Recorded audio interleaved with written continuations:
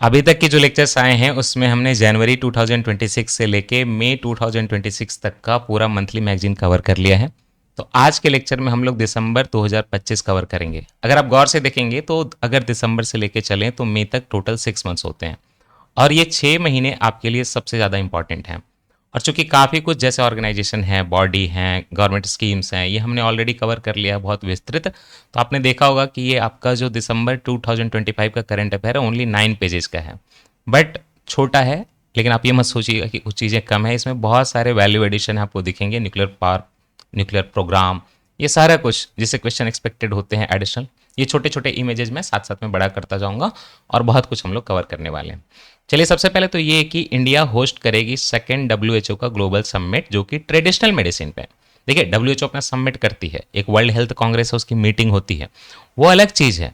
India ने recently, Modi government ने, आपको पता है, आने के बाद आयुष मिनिस्ट्री बनाई है और इस आयुष मिनिस्ट्री में कहीं ना कहीं आयुर्वेद है तो ट्रेडिशनल मेडिसिन। पिछले लेक्चर में आपने देखा था ट्राइबल मेडिसिन पे फोकस हो रहा है, ट्राइबल हीलर्स जो है उन पे फोकस हो रहा है कवरेज के लिए। तो अब हम लोग ना ये मैसेज डब्ल्यूएचओ को भी दे रहे हैं कि पूरी दुनिया में, चाहे अफ्रीका हो, चाइना हो, चाहे साउथ ईस्ट एशिया हो, चाहे इंडिया हो, हर जगह पे कहीं ना कहीं ट्रेडिशनल मेडिसिन है। तो हम इसके लिए क्यों ना सबमिट कराएं। तो इंडिया होस्ट करेगा सेकेंड डब्ल्यूएचओ का global summit on traditional medicine. ये सेकेंड वाला है डब्ल्यूएचओ का समिट। ये ट्रेडिशनल मेडिसिन पे न्यू दिल्ली में ऑलरेडी हो चुका 17 से 19 दिसंबर के बीच में। और इसके पहले अगर बात करें फर्स्ट मीटिंग कहाँ हुई थी, तो फर्स्ट मीटिंग भी इंडिया का ही बहुत ज़्यादा योगदान था, लेकिन वो दिल्ली में नहीं हुआ था। तो अगर ये क्वेश्चन आ गया आपको बैकवर्ड लिंकेज करके कि पहला कहाँ हुआ था, तो 2023 में गुजरात के गांधीनगर में फर्स्ट जो हुआ था वो हुआ था ट्रेडिशनल मेडिसिन पे ग्लोबल समिट डब्ल्यूएचओ का। सेकंड वाला जो है वो दिल्ली में हुआ है और सेकंड वाला ऑब्वियसली यही प्लेस है, हर जगह पे भारत मंडपम यूज होता है। ये समिट ज्वाइंटली कंडक्ट कराती है वर्ल्ड हेल्थ ऑर्गेनाइजेशन और साथ में जो है हमारा मिनिस्ट्री ऑफ आयुष। थीम क्या था? Restoring balance. पता ना आयुर्वेद वगैरह में वात पित्त कफ ये सब बैलेंस वगैरह की बात है। तो साइंस और साथ में practice of health and wellbeing, इन सारी चीज़ों को बैलेंस करना है। डब्ल्यूएचओ का स्ट्रैटेजी क्या है कि इनके जो डेलिब्रेशंस हैं, जो बातचीत हैं, जहाँ पे ये डिस्कशन हुआ पूरा, वो WHO global traditional medicine strategy के साथ अलाइन किए जाएंगे। ऑलरेडी है डब्ल्यूएचओ का ग्लोबल ट्रेडिशनल मेडिसिन स्ट्रैटेजी 2025 से 2034, मतलब 10 साल के लिए पीपल सेंट्रिक हेल्थ केयर हो, उसको प्रमोट करना है। अब यहाँ पे रुक के मैं आपको बता देता हूँ वर्ल्ड हेल्थ ऑर्गेनाइजेशन के थोड़ा बारे में। तो भारत की आज़ादी के अगले साल 1948 में ये डब्ल्यूएचओ स्टैब्लिश हुआ। इसका हेडक्वार्टर स्विट्जरलैंड में है, जिनेवा में है। जब कुछ ना समझ में आए तो ट्रिक याद रखिएगा, सिंपल सा, गर्मी लगेगी, ठंड में जाना है, हेडक्वार्टर हमेशा स्विट्जरलैंड बनाना। और ये क्यों करते हैं हेडक्वार्टर? क्योंकि ठंड की जगह है। जब मीटिंग होती है ना तो दुनिया भर के जो है नेता लोग वहाँ पे आराम से एंजॉय करते हैं, बढ़िया रिसोर्ट होता है। इसीलिए इसीलिए वर्ल्ड इकोनॉमिक फोरम भी इतना बढ़ गया ना, उसकी मीटिंग होती है डावोस में तो सबको मजा आता है। Functions as specialised public health agency of United Nation. Directly branch नहीं है, स्पेशलाइज एजेंसी है और ये हेल्थ एजेंसी है। करेंट डायरेक्टर जनरल का भी नाम याद रखिएगा, टेड्रोस अधनॉम करके जो है। और पूरा नाम अगर बोलें तो टेड्रोस अधनॉम घेब्रेयेसस, ये इसके डायरेक्टर जनरल हैं और डायरेक्टर जनरल सिंस ये 2017 है। अब यहाँ पे दो इमेजेज हैं जो मुझे एक्सपैंड करनी पड़ेंगी, तो प्लीज़ आप वहाँ से भी कुछ लर्निंग लीजिए और ये ज़रूरी है। मैं दिखाता हूँ, ये रहा डब्ल्यूएचओ का ग्लोबल समिट के बारे में। बगल में आप मोदी जी की तस्वीर देख सकते हैं। मैं थोड़ा सा क्लियर करता हूँ स्लाइड को टेक्स्ट से, अब आप इसको पढ़ लीजिए हल्का सा। WHO global summit on traditional medicine, ये वर्ल्ड हेल्थ ऑर्गेनाइजेशन का प्लेटफॉर्म। एडवांस करेंगे हम लोग साइंटिफिक वैलिडेशन, क्योंकि आयुर्वेद वगैरह वगैरह में ना वैलिडेशन की कमी है। साइंस जो है पीछे इसको सपोर्ट नहीं कर पाता, रिसर्च नहीं होते। तो जितना भी ट्रेडिशनल मेडिसिन है, जितना भी उसके कॉम्प्लीमेंट्री चीज़ें हैं, ये सारे जो हैं traditional medicine, complementary and integrative medicine, TCIM कहलाते हैं, ग्लोबल हेल्थ केयर में जोड़ देना। अब गवर्नमेंट ऑफ इंडिया ने न्यू दिल्ली में कराया सेकंड वाला, और साथ में आपका WHO and ministry of AYUSH, Modi ji speech वगैरह दे रहे थे। यहाँ से निकलता है दिल्ली डिक्लेरेशन। सारे मेंबर स्टेट कर रहे हैं कि हमारा भी कमिटमेंट ऐसा ही है। डेटा वगैरह बनाएंगे, रिसर्च करेंगे। ट्रेडिशनल मेडिसिन ग्लोबल लाइब्रेरी, अब ये देखिए आपके वहाँ पे नहीं था, यहाँ कवर करना है क्योंकि पीआईबी में आया है। Global library of traditional medicine, TMGL, WHO ने खुद ही लॉन्च किया ये प्लेटफॉर्म। वर्ल्ड का ये लार्जेस्ट डिजिटल रिपोजिटरी है ट्रेडिशनल मेडिसिन वाले पे। ये टीसीआई मतलब traditional complementary and integrative medicine है ना। इसमें 15 लाख रिकॉर्ड जो है, एविडेंस मैप जो है, एआई पावर टूल जो है, सारे कंसोलिडेट कर दिए गए हैं। Health and heritage innovation, H2I बोले जाते हैं। ये एक इनिशिएटिव जो है ट्रेडिशनल प्रैक्टिसेस को क्या करेगा, टेक्नोलॉजी के साथ कनेक्ट कर देगा, जैसे एआई के साथ, जीनोमिक्स के साथ। इनाग्रल समिट जो हुआ था वो गांधीनगर गुजरात में 2023 में हुआ था, और डब्ल्यूएचओ का ग्लोबल ट्रेडिशनल मेडिसिन स्ट्रेटजी 2025 से लेके 2034 तक है। अब एक और इमेज है, अब उसमें देख लेते हैं क्या है। एक और जो इमेज है ये आपके वर्ल्ड हेल्थ असेंबली के बारे में है। मैंने बोला बहुत इंपॉर्टेंट होता है वर्ल्ड हेल्थ असेंबली, तो ये आपको अलग से बिल्कुल पढ़ना पड़ेगा, कभी भी क्वेश्चन आ सकता है। किसी भी ऑर्गेनाइजेशन का एक डिसीजन मेकिंग बॉडी होता है, जैसे आपने पढ़ा था कि यूएनएफसीसीसी का है कॉन्फ्रेंस ऑफ पार्टी, उसी तरह से डब्ल्यूएचओ वर्ल्ड हेल्थ ऑर्गेनाइजेशन का वर्ल्ड हेल्थ असेंबली बोलते हैं, ये सुप्रीम डिसीजन मेकिंग है। यहाँ पे जो है सारे डेलीगेशन हर कंट्री के आते हैं, 194 आज इसके मेंबर हो चुके हैं, और यही हेडक्वार्टर में ही मीटिंग होती है, अलग अलग जगह पे नहीं, ये भी याद रखिएगा, जिनेवा स्विट्जरलैंड में ही मीटिंग होती है, और फिर वहाँ से पॉलिसी वगैरह उसकी बनती है। तो अब आपको रिसेंटली ये जानना है कि कहाँ पे हुआ था, ये इंपॉर्टेंट है। तो 79th नंबर का वर्ल्ड हेल्थ असेंबली जो है ये हुआ था मई के महीने में 2026 में ही, तो आपके करंट अफेयर के साल में आएगा। ऑब्वियसली जिनेवा में हुआ था, ग्लोबल हेल्थ आर्किटेक्चर की बात की थी, पैंडेमिक प्रिपेयर्डनेस की बात की थी, वहां पे pathogen access and benefit sharing, आपने देखा ना केरला ने खुद का जो है स्टेट का एक पैथोजन जो है डिक्लेयर किया। तो जो भी आप पैथोजन वगैरह का डेटा लेंगे तो pathogen access and benefit sharing programme बना है, और इक्विटेबल एक्सेस रहेगा हेल्थ टूल का एंड इमरजेंसी रिस्पॉन्स वगैरह का। So this is all about this. Now come to the second topic. इससे डायरेक्टली बीपीएससी ने ऑडिटर के एग्जाम में पूछा, तो वो बहुत सिंपल क्वेश्चन था कि शांति एक्ट जो है किस चीज़ के लिए है। किसी ने कल कमेंट किया है कि जब आप कहते हैं क्वेश्चन आते हैं, आप बहुत कॉम्पिटिटिव हैं, तो आप बताइए कि कहाँ क्वेश्चन आते हैं। मैंने इंस्टाग्राम पे बहुत रील्स डाले हैं, उसको बैठ के लिए पूरा जो डेटा बनाना पड़ेगा मैच करके कि कहाँ कहाँ पड़ा है। तो इंस्टाग्राम पे ऑलरेडी रील्स डाले हैं बहुत ज़्यादा, देख लीजिएगा। बाकी ये चीज़ें जो है ना, मैंने डॉक्यूमेंट पहले ही दिया हुआ, एग्जामिनेशन उसके बाद हुआ है, और इस तरह से कई मैंने आपको ऑलरेडी क्वेश्चंस दिखा दिए। तो आप लेक्चर करेंगे तो ये चीज़ें खुद समझ में आ जाती हैं, लेकिन लेक्चर नहीं करेंगे, खाली कमेंट में बात करेंगे, तो ना आपकी तैयारी होगी ना आपको प्रूफ मिलेगा, सो कॉल्ड प्रूफ। ये न्यूक्लियर एनर्जी ट्रांसफॉर्मेटिव बिल, ये मैंने पहले नोट्स दिए हैं, शांति एक्ट है, बट इसको क्या प्रेजेंट करूं, बच्चा बच्चा शांति एक्ट पढ़ के गया था, बड़ी बड़ी चीजें जब आ रही हैं वो नोटिस करिए ना, ये तो आया ही है। तो doctor Jitendra Singh minister of state for science and technology हैं, उन्होंने sustainable harnessing and advancement of nuclear energy for transforming India bill लाया, पास हो चुका है, एक्ट बन चुका है, कहानी खत्म है। अगर आप इसको एब्रिविएशन देखेंगे तो sustainable harnessing advancement and then nuclear energy for transforming India, तो मिला जुला के शांति। और क्यों, किसी भी देश में खास करके भारत वगैरह में या पाकिस्तान में या कैसे ऐसे ईरान वगैरह में, सबके पास तो नहीं है, तो न्यूक्लियर टेक्नोलॉजी तो यूज होती है, बट एक होता है डिफेंस वाला, मिलिट्री वाला, उसमें इंटरनेशनल एटॉमिक एनर्जी एजेंसी कुछ नहीं कर सकता, मैंने पहले आपको बताया, वो कंट्री का मुद्दा है। और एक होता है सिविल न्यूक्लियर प्रोग्राम, कि हम लोग जो है एनर्जी जनरेट करेंगे, कुडाम कुलाम वाला, रावत बट्टा वाला, नरौरा वाला जो आप सुनते हैं, ये सारे जो सिविल वाले पे आईएईए की नजर होती है। इनफैक्ट ईरान का भी सिविल न्यूक्लियर प्रोग्राम पे आईएईए का नजर रहता है, समझ गए इस चीज को। तो शांति है ना, शांति है, लड़ाई के लिए नहीं है, एनर्जी जनरेट करने के लिए। 2025 में आता, तो ये अपडेट करेगा, स्ट्रेंथन करेगा कंट्री का न्यूक्लियर एनर्जी लीगल फ्रेमवर्क को। मैंने शॉर्ट में कॉन्सेप्ट बता देता हूं क्या है मुद्दा, तो आप पूरा समझ जाएंगे। देखिए सीधी सी बात है, इंडिया ने नॉन प्रोलिफरेशन ट्रीटी पे साइन नहीं किया, तो एक समय पे सारे वेस्टर्न कंट्री खास करके यूएस वगैरह जो है ना, इंडिया के बहुत अगेंस्ट रहते थे कि आपने न्यूक्लियर टेस्टिंग की है, वेपन बना रहे हो, नॉन प्रोलिफरेशन ट्रीटी पे साइन नहीं कर रहे, तरह तरह के रूल रेगुलेशन लगाते थे। बट ये ट्रीटी को इंडिया जो है डिस्क्रिमिनेटरी मानता है, हम ऐसे भी प्रोलिफरेशन नहीं करते, तो पाकिस्तान का काम है, ट्रीटी हमारे लिए डिस्क्रिमिनेटरी है, तो हमने इस पर साइन नहीं किया। अब इस साइन का एक नुकसान है, हमारी कंट्री में यूरेनियम है नहीं, हम तो थोरियम डिपेंडेंट है ज़्यादा अपना प्रोग्राम में आप देखेंगे, तो हमें बाहर से चाहिए यूरेनियम। लेकिन इन लोगों ने पूरी दुनिया भर में जो एनपीटी के सिग्नेटरी बनाया, तो उन्होंने ये कसम खाई है कि जब तक कोई एनपीटी पे साइन नहीं करेगा तो हम उसको न्यूक्लियर फ्यूल नहीं देंगे। एक प्रॉब्लम ये है, इसका सॉल्यूशन क्या निकला, मनमोहन सिंह के टाइम पे ओबामा ने इंडिया विजिट किया था, तो बोला कि भले एनपीटी पे साइन मत करो, हम आपको न्यूक्लियर फ्यूल देंगे, बस आईएईए जो है आपके न्यूक्लियर इंस्टॉलेशन को देख सकता है, सिविल वाले को, इतनी सी बात।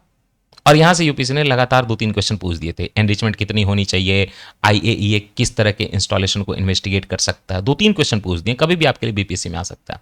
तो ये प्रॉब्लम जैसे ही अमेरिका ने सॉल्व की ना, तो ऑस्ट्रेलिया से लेके कजाकिस्तान जहां जहां पे है आपका, सारे लोग इंडिया को न्यूक्लियर फ्यूल देने के लिए तैयार हो गए। तो एक प्रॉब्लम तो सॉल्व हो गई, फ्यूल मिल जाएगा। लेकिन दूसरी प्रॉब्लम एक और है, और सेकंड प्रॉब्लम ये है कि ये न्यूक्लियर के लिए जो बड़ी बड़ी न्यूक्लियर टेक्नोलॉजी में काम करने के लिए, इसके मशीन बनाने के लिए, इंस्टॉलेशन बनाने के लिए, रिएक्टर बनाने के लिए, पहले तो रशिया हेल्प कर देता था, बट आज टेक्नोलॉजी जो है वो तो हाई लेवल हो चुकी है और बड़ी बड़ी कंपनी जिसमें इन्वॉल्व हैं। अब वो कंपनीज बताइए आपकी कंट्री में आएंगी, इन्वेस्टमेंट करेंगी, बसाएंगी सब कुछ, और कल को मान लीजिए कि जैसे भोपाल गैस ट्रेजेडी हुई थी मिथाइल आइसोसाइनेट वाला, वो तो यूनियन कार्बाइड का था, काफी लोग मर गए, बट कंपनी तो बंद हो गई ना, वो तो भाग गया यहां से, भारत से। अगर ये कंपनी से कल को कुछ न्यूक्लियर वेस्ट या कुछ ऐसा रिलीज हो जाए कि आसपास में कुछ खतरा हो जाए, तो उसका कॉम्पनसेशन देना जो है लायबिलिटी कहलाती है। अब ये लायबिलिटी, भारत का क्या पॉलिसी था कि ये सारा लायबिलिटी कंपनी पे थोप देना है, बिल्कुल। बट इससे कंपनी डर भी जाती है कि तुम्हारी जिम्मेदारी नहीं है क्या, तुम्हारे रूल रेगुलेशन की जिम्मेदारी है कि नहीं, फिर सप्लाई चेन में किसको रिस्पॉन्सिबिलिटी है, इंस्टॉलेशन बनाने वाले को रिस्पॉन्सिबिलिटी है। ये सारे के कारण ना भारत में कोई इस तरह की इन्वेस्टमेंट करने के लिए तैयार नहीं हो रहा था। मेनली ये चीज जो है ठीक की गई है, दूसरा वाला तो कहीं ना कहीं आप समझिए कि आपको बुरा लगेगा, बट लायबिलिटी उनके लिए कम की है। न्यू लीगल फ्रेमवर्क में एटॉमिक एनर्जी एक्ट 1962 का भी हटा दिया गया। एंड सिविल, देखिए क्या हटाया गया, civil liability for nuclear damage act 2010। क्या सिविल की लायबिलिटी होती है? नहीं। सिविल लायबिलिटी मतलब होता है लोग डैमेज हो गए सिविल, इसके बदले में कंपनी की लायबिलिटी, की गवर्नमेंट की लायबिलिटी, किसकी liability? Civil liability for nuclear damage act 2010 Manmohan Singh के टाइम का जो आया था उसको डिलीट कर दिया गया। एंड एटॉमिक एनर्जी एक्ट 1962 का जो आया था उसको भी डिलीट कर दिया गया। चलिए, ये मेन है चीज, है ना, लायबिलिटी रिमूव करना।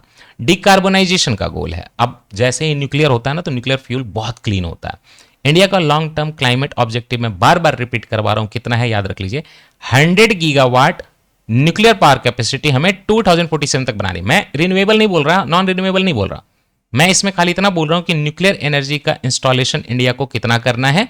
हमेशा इंडिया पावर कैपेसिटी की बात करती है, और मैंने पहले कॉन्सेप्ट दिया है, क्योंकि इंडिया में कोल बहुत ज्यादा है, तो कोल वाला ही इंडिया यूज करेगी जब तक कोल खत्म नहीं होता, वो सस्ता मिलता है।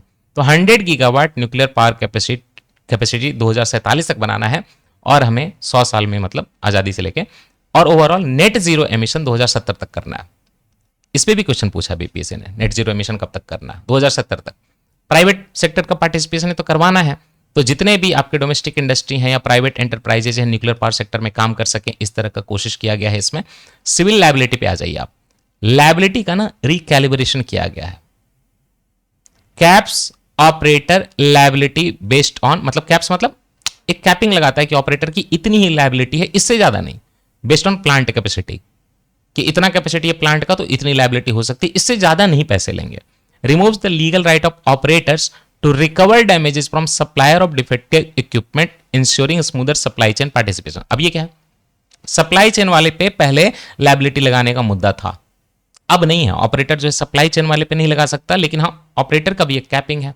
तो जो सप्लाई चेन वाला डरता था कि कहीं मेरे इक्विपमेंट को फॉल्टी बोल देगा और इसके कारण हम पे लायबिलिटी लगा देगा, वो डरेंगे नहीं।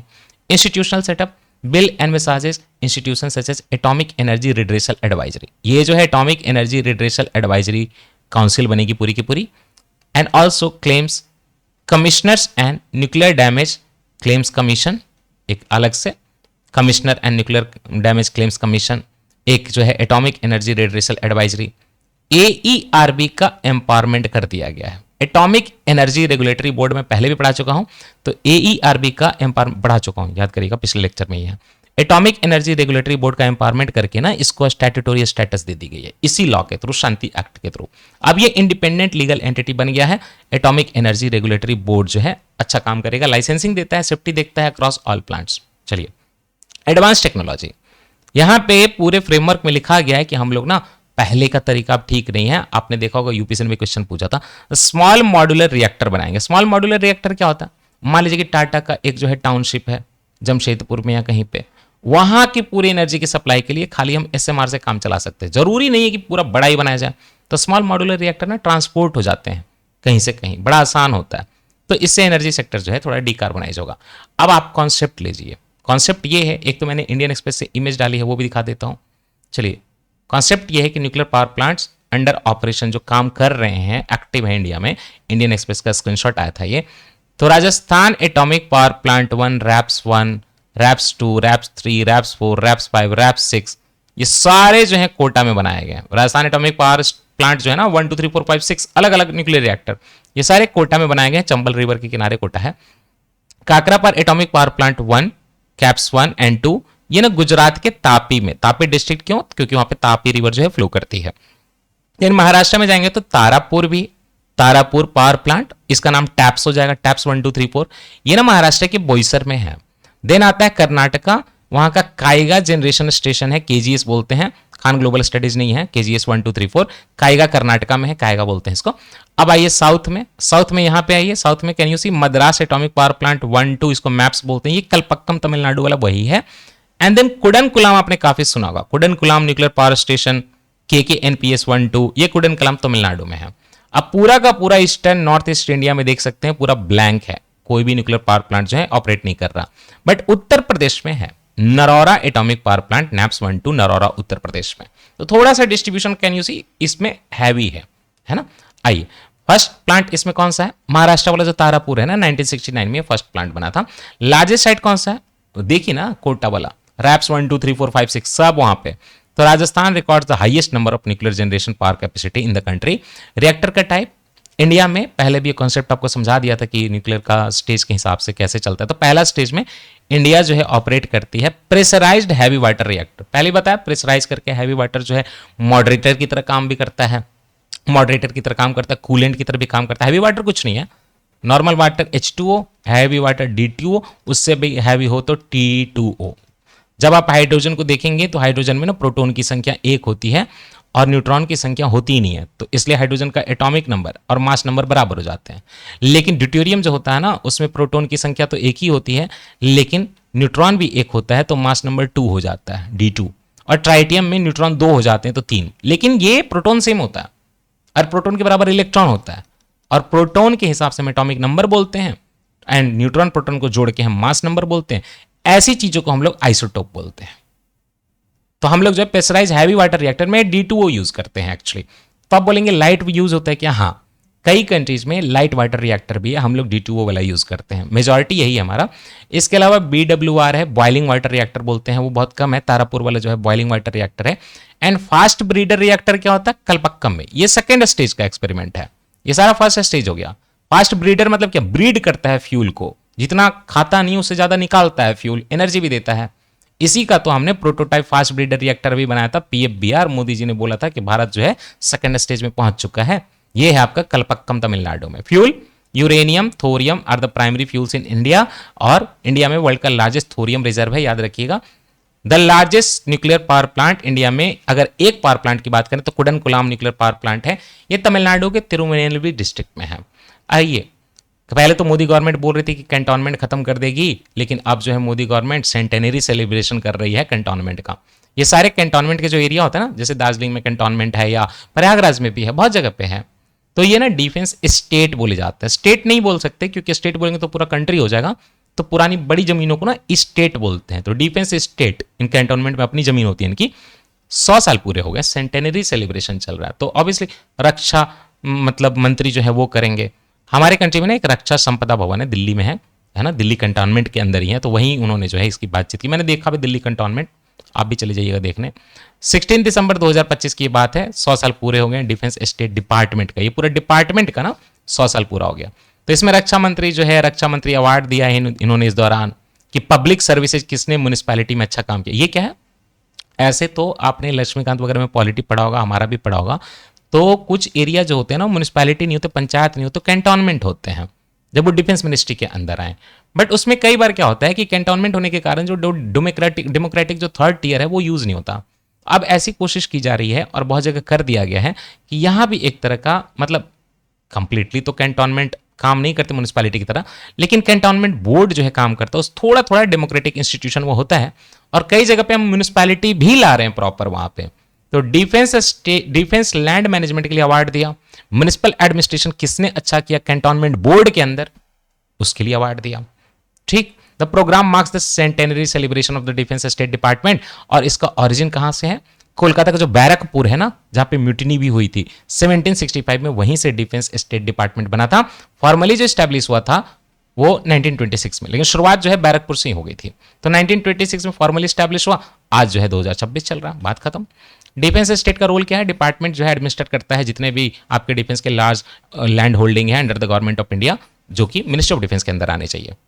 डिजिटल ट्रांसफॉर्मेशन भी करेंगे, जितना लैंड है तो उसको एडमिनिस्टर करना है बढ़िया से। तो अगर हम स्वामित्व स्कीम के अंदर, ये भी बीपीसी ने पूछ दिया अभी, स्वामित्व स्कीम के अंदर लोगों की जमीन का कर रहे हैं। मैं स्वामित्व स्कीम के बारे में हल्का सा बता देता हूं, ये आपकी ऑडिटर के एग्जाम में पूछा है। स्वामित्व स्कीम का फुल फॉर्म है survey of villages and mapping with improvise technology in village area.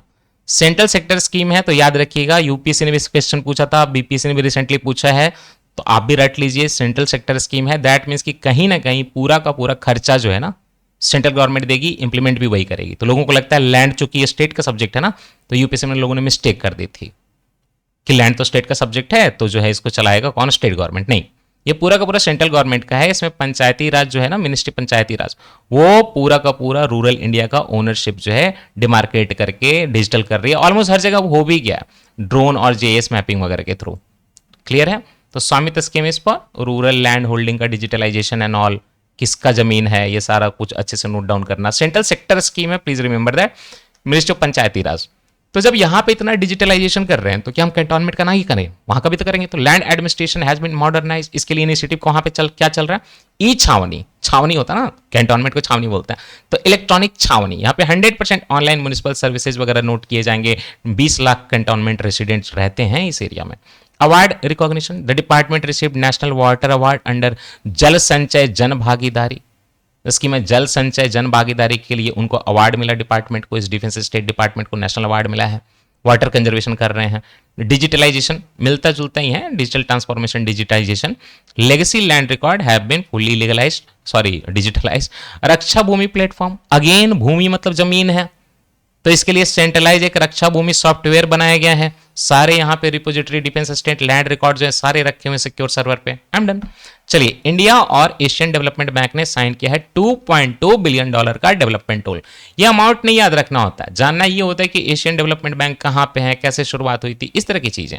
तो गवर्नमेंट ऑफ इंडिया और एडीबी ने एक यहाँ पे अग्रीमेंट किया कि लोग 5 तरह के लोन लेगा भारत, और 2.2 बिलियन ओवरऑल अमाउंट है। वेरियस सेक्टर कहाँ होगा, ये मोस्टली लोन ना आपके नॉर्थ ईस्ट के लिए और तमिलनाडु के लिए, मतलब असम, मेघालय और तमिलनाडु के लिए है। तो याद रखने की तो जरूरत नहीं है, बट मल्टीपल सेक्टर में है। लोन की वैल्यू $2.2 बिलियन है। ऐसे प्रोजेक्ट किस तरीके के हैं, डेवलपमेंट रिलेटेड चीजें ना। कई बार कॉन्सेप्चुअल क्वेश्चन पूछे जाते हैं, यूपीएससी में पूछता है, तो उससे लोग ना गेसवर्क कैसे करते हैं। लोग गेसवर्क करते हैं कि अगर एशियन डेवलपमेंट बैंक है तो जनरली डेवलपमेंट वगैरह का लोन देगा, इस तरह से क्वेश्चन सॉल्व किए जाते हैं। ठीक है, तो skill development, rooftop solar expansion, health care का infrastructure, metro rail, eco tourism, सब डेवलपमेंट ही तो है। अगर हम सोलर प्रोग्राम की बात करें तो ये फंडिंग जो है एक्सेलरेट करेगी किस चीज को, यही जो बार बार पूछता है एग्जामिनेशन में। प्रधानमंत्री सूर्य घर मुफ्ती बिजली योजना, 75,000 जो आपको फ्री के दिए जा रहे हैं सब्सिडी, आपको लगता है कि सेंट्रल गवर्नमेंट के पास इतना है सब? नहीं, ये लोन लेके आती है बाहर से। 2024 और 25 के बजट में ministry of new and renewable energy के थ्रू ये स्कीम लॉन्च हुआ है। ये फैक्ट आपको याद रखना है। 2024 से 25 के बजट में, I am not talking about 25 से 26, I am not talking about 26 से 27। 2 साल पहले की कहानी है, यूपीसी ने पूछ लिया था डायरेक्टली। तो प्रधानमंत्री सूर्य घर मुफ्त बिजली योजना में 75,000 के आसपास सब्सिडी दी जाती है। ये 2024-25 के बजट में आया था। Ministry of new and renewable energy इसको चलाएगी, क्योंकि सोलर एनर्जी न्यू है, रिन्यूएबल है। तो इसके लिए फंडिंग जो आप देख लीजिए कि एडीबी से आ रहा है अच्छा खासा। ये सपोर्ट करेगा, एक्सेलरेट करेगा सारे को। Accelerating affordable and inclusive rooftop solar system. Health care का प्रोजेक्ट भी असम में फंडिंग है, मैंने बताया। तो Assam state tertiary health care augmentation project चल रहा है आस्था, उसको ऑगमेंट करेगा ये पैसा। फाइनेंशियल असिस्टेंस जो है Chennai metro rail investment project के लिए भी दिया जाएगा, पहले भी दिया जा चुका है। तो ये ट्रांस 2 है, मतलब एक इंस्टॉलमेंट जो देते हैं ना तो ट्रैंके बोलते हैं, तो ट्रैंके 2 है। एशियन डेवलपमेंट बैंक 1966 में बना था, हेडक्वार्टर इसका फिलीपींस के मनीला में है। मल्टीलेटरल डेवलपमेंट बैंक है, एशिया पैसिफिक रीजन को ये सर्व करता है। आज इसमें मेंबर जो है 68 मेंबर्स हैं, लेकिन आपको ये याद रखना है कि जो मेंबर हैं खाली एशिया पैसिफिक के नहीं हैं, 49 रीजनल हैं और बाहर के भी 19 नॉन रीजनल कंट्री भी हैं। यह डेवलपमेंट का काम, पॉवर्टी एलिविएशन मतलब दूर करना, सस्टेनेबल ग्रोथ, इस पे फोकस करना। इंडिया उसका फाउंडिंग मेंबर है बाय द वे, और लार्जेस्ट है, अमंग द लार्जेस्ट बोरोवर है एडीबी का। 2 आपकी इमेजेस हैं, I will have to cover them through, तो उनको थोड़ा ध्यान से आप सुन लीजिए। दोनों इमेजेस में कवर कर लेता हूं।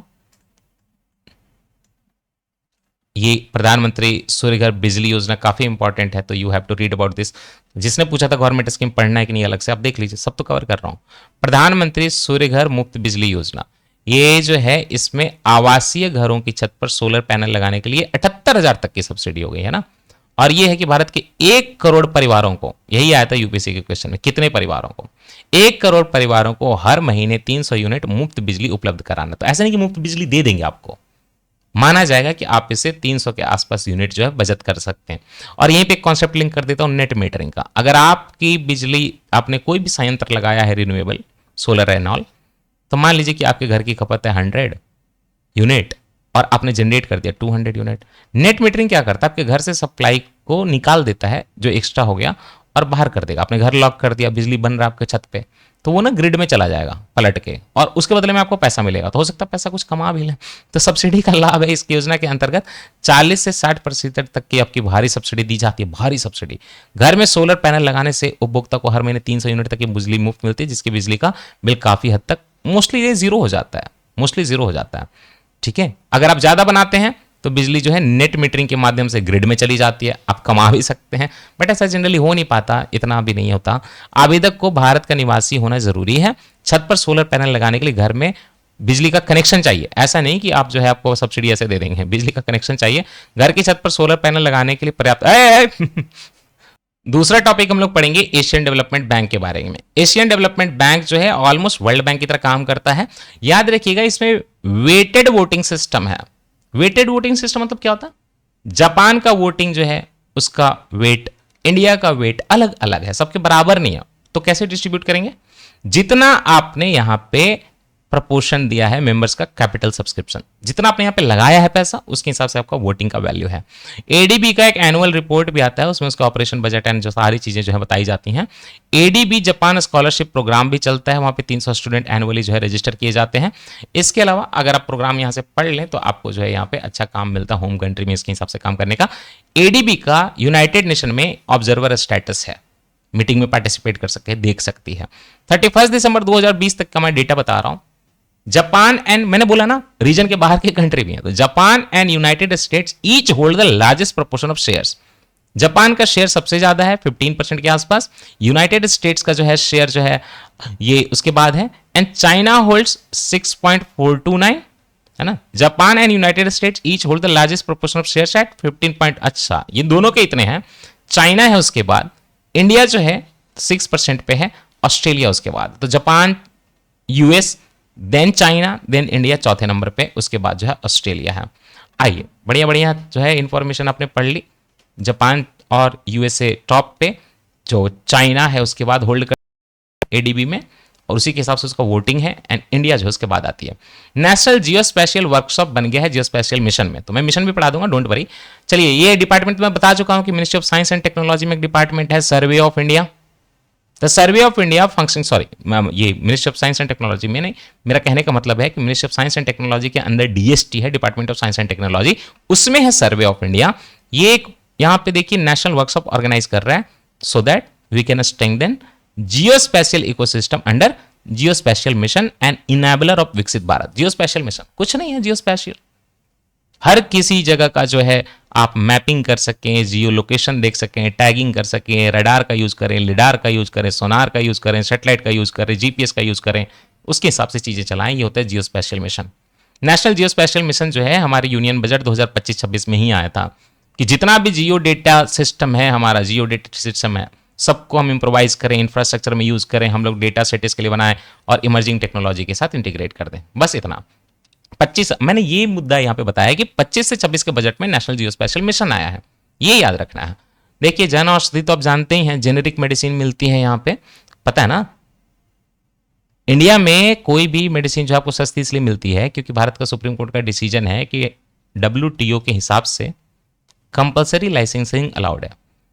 दवाई कितने करोड़ों का, अरबों का खर्च करके बने विदेश में, उसकी जो है खुद का उसका पेटेंट जो है बस 20 साल रहता है। 20 साल के बाद भारत की कोई भी कंपनी उसको कॉपी करके जेनेरिक मेडिसिन बना सकती है। और ये जेनेरिक मेडिसिन ऐसी होती है, मान लीजिए कि उधर का 1.5 लाख था ना फीस, ये दवाई का कीमत, तो ये हो सकता है कि 20 रुपए 100 रुपए में आपको मिल जाए, काइंड ऑफ फ्री ही होता है, बहुत सस्ती होती है भारत की दवाइयां। इसलिए भारत फिर एक्सपोर्ट भी करता है, भारत अपना दवाई नहीं बनाता। और उसमें भी जो केमिकल काम करते हैं, एक्टिव फार्मास्यूटिकल इंग्रेडिएंट बोले जाते हैं, ये भी भारत चाइना से लाता है, सब जोड़ जाड़ के। तो 25,000 जन औषधि केंद्र जो है ना, यहाँ पे इस तरह की जेनेरिक मेडिसिन सस्ती मिलती है, मार्च 2027 में सरकार ने बना दिया। Government has fixed A fresh target है, नंबर ऑफ प्रधानमंत्री भारतीय जन औषधि केंद्र अक्रॉस इंडिया 25,000 हो जाएगा ये मार्च 2027 तक। करंट क्या है, करंट की बात करें तो 17,610 के आसपास जन औषधि केंद्र बन चुके हैं अक्रॉस द कंट्री। और 2014 में शुरुआत हुई थी तो बस 80 सेंटर बने थे। टारगेट क्या है? Government aims to raise the total number of, वही 25,000 का टारगेट है 2027 तक, अभी जो है 17,610 है। अबाउट जन औषधि केंद्र, गवर्नमेंट का सपोर्टेड रिटेल आउटलेट है जहां पे आपको जेनेरिक मेडिसिन क्वालिटी की मिलती है काफी लो प्राइसेस पे। अगर आपको खोलना है ऐसा तो आप क्या करिए, इसके लिए जो है एक ऑनलाइन एप्लीकेशन डलता है। इंडिविजुअल एंटरप्रेन्योर है, एनजीओ है, सोसाइटी है, ट्रस्ट है, फर्म है, कंपनी है, ऑफिशियल जन औषधि के वेबसाइट से आपको मन करता है तो आप भी खोल के बेचिए। सब बेच रहे हैं, आप भी बेचिए।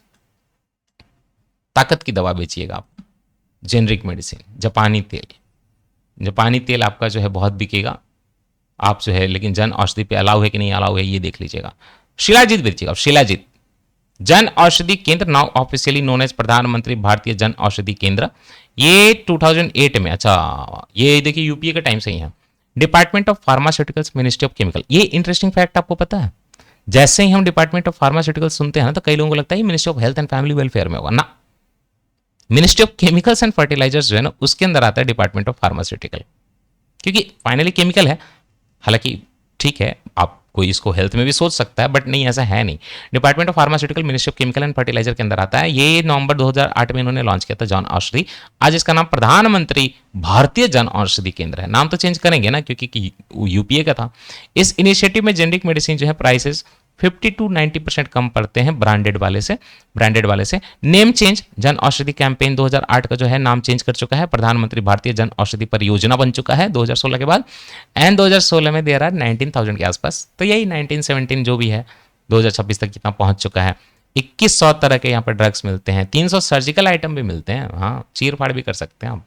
चलिए, सहकार सारथी। अब आपको पता है मिनिस्ट्री ऑफ एग्रीकल्चर से एक नया डिपार्टमेंट था उसका जो है उसको बना के मिनिस्ट्री बना दिया गया और ये बना मिनिस्ट्री ऑफ कॉर्पोरेशन, और इसके चीफ बने कौन? हमारे होम मिनिस्टर अमित शाह। तो सहकार सारथी क्या है? गवर्नमेंट ऑफ इंडिया ने लॉन्च किया है सहकार सारथी। ये एक शेयर्ड सर्विस एंटिटी है और ये क्या करेगा? डिजिटली मॉडर्नाइज कर देगा, स्ट्रेंथन कर देगा रूरल कोऑपरेटिव बैंक को। रूरल कोऑपरेटिव बैंक खुद में भी कोऑपरेटिव है और ये मदद भी करते हैं कोऑपरेटिव को, तो रूरल कोऑपरेटिव बैंक का डिजिटलाइज कर देना है, मॉडर्नाइज कर देना है, ये सहकार सारथी है। Establishment of Sahakar Sarathi. Sahakar Sarathi has been established, इसके लिए अप्रूवल कौन देगा? Obviously reserve bank of India देगा। क्या काम करेंगे? टेक्नोलॉजी एंड सर्विस डिलीवरी करेंगे, रूरल कोऑपरेटिव बैंक की कैपेसिटी बढ़ाएंगे, है ना। डेट ऑफ रजिस्ट्रेशन, एंटिटी जो रजिस्टर की गई यही जुलाई 2025 की बात है, और provide shared infrastructure for digital transformation. ठीक है, डिजिटल ट्रांसफॉर्मेशन इतना ही है। अच्छा, इसका ना कुछ ऑथोराइज कैपिटल शेयर होल्डिंग सुन लेते हैं। सहकार सारथी का ऑथोराइज कैपिटल 1000 करोड़ का है। होता ना कोई बैंक खोलने के पहले ऑथोराइज कैपिटल कितना होगा, तो सहकार सारथी का पूरा प्रोग्राम का 1000 करोड़ का है। With NABARD, NCDC, national cooperative development corporation बोलते हैं एनसीडीसी को। ये क्या है आपको पता है? ये ना एक कॉर्पोरेशन है बट स्टैट्यूटरी कॉर्पोरेशन, लॉ से बनाया गया है।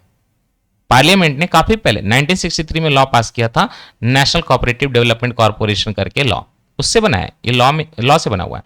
इसके अलावा रूरल कोऑपरेटिव बैंक सबका शेयर होल्डिंग जो है 33% है। That means NABARD, NCDC, rural cooperative bank 33%, मतलब 33.33% कर दीजिए, 1/3 करके, उससे जो है ये बनता है आपका सहकार सारथी। क्या सर्विस होंगे जानने की जरूरत नहीं, डिजिटलाइजेशन करना। नमस्ते स्कीम, आपका एएससी अर्जुन जो रोबोट था विशाखापट्टनम में वो भी नमस्ते कर रहा था, बट ये नमस्ते अलग है। ये नमस्ते स्कीम जो है nation wide survey of sewer and septic tank worker. मैं शॉर्ट में बता देता हूं, इंडिया में मैनुअल स्कैवेंजिंग जो है वो मना है। हाथ से जो है नाली कचरा साफ नहीं करना, मशीन से करना है ना। आपको पता होगा ये बहुत बड़ा विवाद था, फिर भी कुछ लोग अभी भी करते हैं, अब लोगों की मृत्यु हो जाती है। लेकिन जो लोग मशीन से भी काम कर रहे हैं मृत्यु उनकी भी कभी कभी हो जाती है। तो nation wide survey of sewer and septic tank, नाली में टैंक में जो लोग घुस के काम करते हैं वर्कर, भले मैनुअल ना करें लेकिन ये है उनके लिए नमस्ते स्कीम। नेशन वाइड सर्वे किया जा रहा है, 4800 अर्बन लोकल बॉडी कवर किए जा रहे हैं और ये कराया जा रहा है नमस्ते में। National action for mechanise sanitation ecosystem, national survey of sewer and septic tank worker. चलिए, नमस्ते स्कीम का ये फुल फॉर्म नहीं है, फुल फॉर्म है इसका national action for mechanise sanitation ecosystem. तो इसमें मैनुअल वाले नहीं कवर होते, ओके, क्योंकि मैनुअल तो इलीगल है ना ऐसे भी, तो उसके लिए थोड़े ना हम सर्वे करेंगे। तो national action for mechanise sanitation ecosystem नमस्ते स्कीम के अंदर सर्वे किया जा रहा है सारी म्यूनिसिपैलिटी में, अर्बन लोकल बॉडी में। तो हम करना क्या है? Sewer and septic tank workers and improved safety and dignity in sanitation work. Objective क्या है? ये ऑब्जेक्टिव ये है नमस्ते स्कीम का जो ऑब्जेक्टिव है उसी तरह का है। हमें आइडेंटिफाई करना है sewer and septic tank workers कहाँ कहाँ पे हैं, कितने हैं। Not manual scavengers, manual scavenger cover नहीं होंगे। और फिर इनको आइडेंटिफाई करके safety and working condition improve करनी है। फैटेलिटी डेटा बता देता हूं। As per national commission for सफाई कर्मचारी, ये पढ़ा दूंगा मैं। नेशनल कमीशन फॉर सफाई कर्मचारी एक हमारी कंट्री में, उनका कहना है कि 471 सैनिटेशन वर्कर जो है ना, उनकी डेथ हो गई सेप्टिक टैंक में, सीवर में 2019 से 2025 के बीच में। अब ये डेटा नहीं याद रखना, हमें जानना है नेशनल सफाई कर्मचारी जो ये पूरा कमीशन है ये क्या। आगे पढ़ाता हूँ। लीगल प्रोहिबिशन, सेक्शन 7 है हमारी कंट्री में, prohibition of employment as manual scavenger and their rehabilitation act 2013 का। ये हैजार्डस एंट्री जितनी भी सीवर में होती है, सेप्टिक टैंक में होती है, उसको ऐसे ही ये इलीगल डिक्लेयर करता है। नमस्ते स्कीम जो है 2023 से 24 में लॉन्च हुई थी। ऑब्वियस है कि डिपार्टमेंट ऑफ सोशल जस्टिस जो कि ministry of social justice and empowerment का वो चलाएगा, लेकिन साथ में ministry of housing and urban affairs भी चलाएगा, क्योंकि ये पूरे अर्बन एरिया में इस तरह की चीजें होती हैं, septic tank and all. Sewer वगैरह गांव में भी होता होगा, बट अर्बन एरिया के लिए है, बस इतना समझे। मेरा काम यह है कि थोड़ा सा मैं आपको रुक के नेशनल सफाई कर्मचारी एसोसिएशन के बारे में बता दूं, कमीशन के बारे में बता दूं। कम लोगों को पता होता है, लेकिन न्यूज़ में ये बहुत आता है। नेशनल कमीशन फॉर सफाई कर्मचारी, NCSK, गवर्नमेंट का स्पेशलाइज बॉडी है, ministry of social justice and empowerment के अंदर काम करता है। ये ना जितने भी living and working conditions and sanitation worker के, उनको जो इन्वेस्टिगेट करता है, ग्रीवेंस को रिड्रेसल करता है और सेंट्रल गवर्नमेंट को इसके हिसाब से एडवाइस देता है। यूनियन कैबिनेट ने एक्सटेंड कर दिया है official tenure of the commission for an additional 3 years, ensuring its operation till 2028। बीच में बोल रहे थे कि अब इसको बंद कर देंगे, तो आप समझिए कि नेचर क्या है इसका। Originally establish as a statutory body 1994 में under NCSK act of 1993, but after the expiration of the original act in 2004 it was revived and currently functions as temporary non statutory body. आप समझ रहे क्या हो रहा है मुद्दा यहां पे। एक बॉडी जो है ना सनसेट क्लॉज के साथ थी, तो 1994 में बनी, और जो है मतलब 1993 में बॉडी बनी, एक्ट बना, और 1994 में बॉडी बनी, और 2004 में जो खत्म हो गया। फिर तब तक तो कानून था, पीछे स्टैट्यूटरी बॉडी था, बट ये एक्ट जो है लैप्स हो गया। अब ये क्या हो गया, टेम्पररी हो गया, नॉन स्टैट्यूटरी बॉडी हो गया। तो ढेर सारे आर्टिकल छपने लगे कि NCSK को जो है खत्म किया जा रहा है। Leadership of the commission consist of A chairperson, और चेयरपर्सन का रैंक जो होता है यूनियन मिनिस्टर ऑफ स्टेट के बराबर होता है। एक वाइस चेयरपर्सन एंड 5 मेंबर्स होते हैं, ठीक है। उसमें एक वुमन होनी चाहिए, याद रखिएगा। 1 chairperson, 1 vice chairperson and total 5 member, जिसमें कि एक वुमन होनी आवश्यक है। चलिए, स्वच्छ भारत मिशन अर्बन का 2.0 के साथ इसका लिंकेज है। स्वच्छ भारत मिशन अर्बन जो है 2.0, वहां पे यूज्ड वाटर मैनेजमेंट कंपोनेंट जो है फोकस करता है कि हम लोग हैजार्डस सीवर और सेप्टिक टैंक में एंट्री जो है ना रोक सकें, और हो भी तो मैकेनाइजेशन के थ्रू हो। व्हाइट स्पॉट डिजीज हो गया आंध्र प्रदेश में, हाँ, सफेद दाग। Government of India provided information on white spot disease outbreak हो गया पूरे आंध्र प्रदेश में, लेकिन इंसानों में नहीं, एक्वाकल्चर सेक्टर में। मछलियां, श्रिम्प को लग रहा है ये। तो इसीलिए प्रधानमंत्री मत्स्य संपदा योजना जो है उसके अंदर इस पर एक्शन लिया जाएगा कि इसको मॉनिटर किया जाए, कंट्रोल किया जाए। मैं आगे पढ़ाऊंगा। प्रधानमंत्री मत्स्य संपदा योजना काफी इंपॉर्टेंट है। डिजीज का सर्वेलेंस करने के लिए एक national surveillance programme for aquatic animal disease चलाया गया है। National surveillance programme for aquatic animal disease, ये जो है मत्स्य संपदा योजना के अंदर ही चलाया जा रहा है। इसमें डिटेक्ट एंड कंट्रोल किया जाएगा एक्वाटिक डिजीजेज का अक्रॉस द कंट्री, और यही मछलियों वगैरह के लिए। प्रिवेंशन गाइडलाइन भी है। द कोस्टल एक्वाकल्चर अथॉरिटी है हमारे कंट्री में, उसने इसके लिए जो गाइडलाइन डाली है, SPF श्रिम्प के लिए, कुछ ब्रूड स्टॉक सेंटर्स के लिए, हैचरीज के लिए, फार्म्स के लिए, SPF सर्टिफिकेशन, वही SPF certification to prevent WSSP outbreak. पढ़ाता हूँ ये, आप यहाँ पे आइए। आपको चलिए पहले अल्टरनेटिव टेक्नोलॉजी पढ़ा दे तो फिर बताता हूँ। अल्टरनेटिव फार्मिंग क्या है। Government is also promoting biofloc technology and recirculatory, दोनों टर्म रिलेटेड है, पहले ही बता देता हूं, फिर समझने में आसानी होगी। बायोफ्लॉक एंड रीसर्कुलेटरी दोनों जो है रिलेटेड है। Recirculatory aquaculture system to reduce disease risk and improve biosecurity and sustainability.